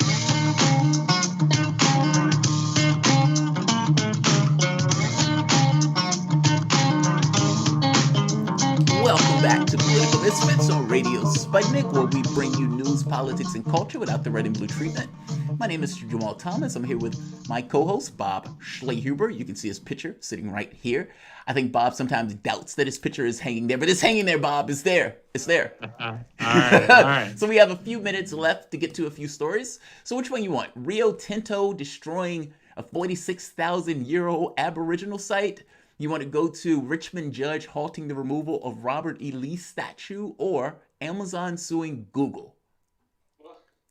Well, I just wanted to briefly just piggyback on that last conversation with Billy, because I just thought it was so powerful, and it kind of answers the idea around the importance of organizing. People have been organizing protests, organizing theater, organizing the conversations that Billy have had for decades, and it's specifically a really intense way the last 5 years. And so it's really just neat to see somebody like her step into those spaces, Jamal, and they're doing the deep organizing that a lot of times goes unannounced or unseen, that allows for all these people to turn out. People that have gone to Billy's plays and know her came out to the protest. People that have listened to the By Any Means Necessary and Political Misfits have gone out and turned out. There's so much organizing that goes unseen that is energizing people. So just a real powerful conversation to reflect. I want to hear the Rio Tinto, because it is quite remarkable that we continue to forget there's Aboriginal sites that we continue to exploit for capitalism and resource extraction. Yeah, that's so astonishing. And just to piggyback on what you're saying, Bob, it's sometimes it looks like magic when a lot of people are out there. It's like when God does his job right, nobody knows God was there. Well, it's kind of like the organizing thing, right? When you do it right, you have all of these people coming out. It's not magic that this stuff is taking place. People are actually working. Yeah. So the Rio Tinto blast is disturbing, to put it mildly. And the way we prioritize some things over others, even though this thing had been there forever, you can't necessarily recreate it. You would think that this thing would be priceless, and here we are having this conversation. So Rio Tinto blasts 46,000-year-old Aboriginal site to expand iron ore mine. A 46,000-year-old sacred site in Australia was blasted to bits late last month. But not by ISIS, not by Trump, but by Rio Tinto, a strong contender for the worst company in the world. Now, if you remember when ISIS was doing that, everybody was in an uproar. How dare they? And those religious maniacs destroying that infinitely profitable thing. more valuable thing. Well, Rio Tinto is destroying something that's 46,000 years old. That's astonishing. So the mining company got permission to destroy the site in 2013 through Western Australia's Aboriginal heritage laws, which were drafted in 1972 and are now under review for redrafting. The laws, The Guardian notes, favor mining interests over the preservation, which is not surprising. Profit over human beings, after all. After consent to demolish the heritage site, a cave in the Jukan Gorge was granted an archaeological dig, and an archaeological dig was launched to help save what could be saved there. The dig revealed evidence that the site was more than twice as old as they had originally thought and was full of really significant artifacts, including a 4,000-year-old strand of braided hair that was DNA tested and found to belong to the direct ancestor of the Aboriginal group that still inhabits the area today, 4,000 years old. And they're like, yeah, screw that, let's get that iron. Found belong to the direct ancestors, and of course, have advocated for years for the site to be protected. The Aboriginals, just like the Native Americans in Standing Rock that wanted to protect their land, well, it's infinitely rational for them to do so. The site is among the most sacred in the Pilbara region. So, a cave showing continual human habitation since the last ice age is gone, and Rio Tinto has a bigger iron mine. Rio Tinto, of course, is under fire for the incident, but since it's gotten away with decades of poisoning the land and allegedly abetting war crimes and murdering people in Papua New Guinea for years, I'm going to bet they will be just fine. That story is disturbing because you can't argue, honestly, you can't argue that religious maniacs that are destroying and defacing property because of religious reasons somehow goes away just because it's a financial capitalistic enterprise that is also a religious excuse to do the exact same thing. Bob? Yeah, I don't even know what to say to that, Jamal. I mean, exactly is the point. And this, again, goes back to the media complicity with corporate. They are corporations themselves, and they don't highlight that. For me, Jamal, it is, again, like, eventually climate change is going to, like, really, I mean, it's already impacting the world in very real ways. It's only going to intensify. And these companies have somehow skated, and people just don't realize the day-to-day damage they're doing to the environment. And for what? To destroy people's culture and heritage so they can make a few extra bucks. More apropos, like, this is not a situation where these guys are, they are basically making a choice that says our environment matters less. Now, think about the amount of resources and materials it takes to just make a laptop. And we will make that laptop to fail within the course of 2 or 3 years in planned obsolescence because you can't make a profit if you have something that lasts for 15 years. And so you don't build it for that. You build it in order to replace it. And throw away all of the materials that these guys are mining for. Like, this is this notion of infinite growth, as if infinite growth is the point of anything. And so you have these mines where they were legitimately make the argument, we need to destroy this. Why? Because we need to create more iron for products that we will soon throw away. That's astonishing that this return to the earth. Place. It's remarkable, Jamal. Astonishing indeed. Unfortunately, with that, though, we do got to get out of here for the day. We'll be back with a brand new episode of Political Misfits tomorrow at 12 p.m. Eastern Standard Time. Hang out on Radio Sputnik. Following us is by any means necessary. Want a big thank you to our guests today, Joel Siegel and Billy Krishan, for joining us. Thank you, as always, to Ryan, Dimitri, Andre, and Saul, and the entire Sputnik News team. Shout out to Michelle Whitty, producer and guest today, doing double duty. Thank you for joining us, and as always, your fantastic production work. On behalf of Jamal Thomas and myself, Bob Schlehuber, thank you for listening. Now get back to organizing. Guys, as always, amply appreciated that you guys are here. Let me check. I think I might have did something weird or wrong. I'm not quite sure what happened. But no, guys, as always, I really do appreciate you guys showing up for the show. Let's see. We have comments. Wesley Walker, I want to stay for the show, but I need to sleep. I'll catch you late night soapbox. Yeah, you know, I'm probably going to be up. What time did I finish last night? Like 3 a.m? So yes, late night soapbox. Andrew Carlson, the media, police, and government wants to cover and respond to protests this way. Use creative ways to protest and lash out at the system. Mass social dropout now. Societal dropout now. Systemic overthrown will be difficult any way you slice it. Yes. I mean, look, For all of these people who are out there protesting, I was shocked that the numbers weren't higher, but I'm also kind of hardened by that in the same way our producer kind of made the point that that small percentage amounted in basically cities all across the United States being full of human beings. I can show you the images. They're astonishing. And frankly, all around the world. So yes, this notion of mass upheaval, but you have to give a demand. And the reason why I say you have to give a demand, because if you don't, it will be supplanted by whatever they give you. And what they try to give you is only going to be tokenism. It's here's some performative thing that you may think gets you something without them really giving you anything. When really the demand that you want to make in comparison to the number of people who are out there should be expansive and should deal with real terms. Your society has basically said, yes, we agree with you in the protests. Fine. You got the world's attention. Fine. What do you want? You say you want a revolution? Here you go. Make your demand. And those demands are going to be beyond issues of African Americans, because African Americans and the very conversation of what it means to be black in America is intrinsic to issues of class and inequality. How do you get from slavery to now and have a conversation about blacks in regards to wealth and whatnot and look at the disparities and come away with that as like they're just inferior? Now, that's a racist assessment, or you can have a more honest assessment that looks back over the course of time and say, yeah, this is a problem. And this problem of policing goes directly to the issue of class.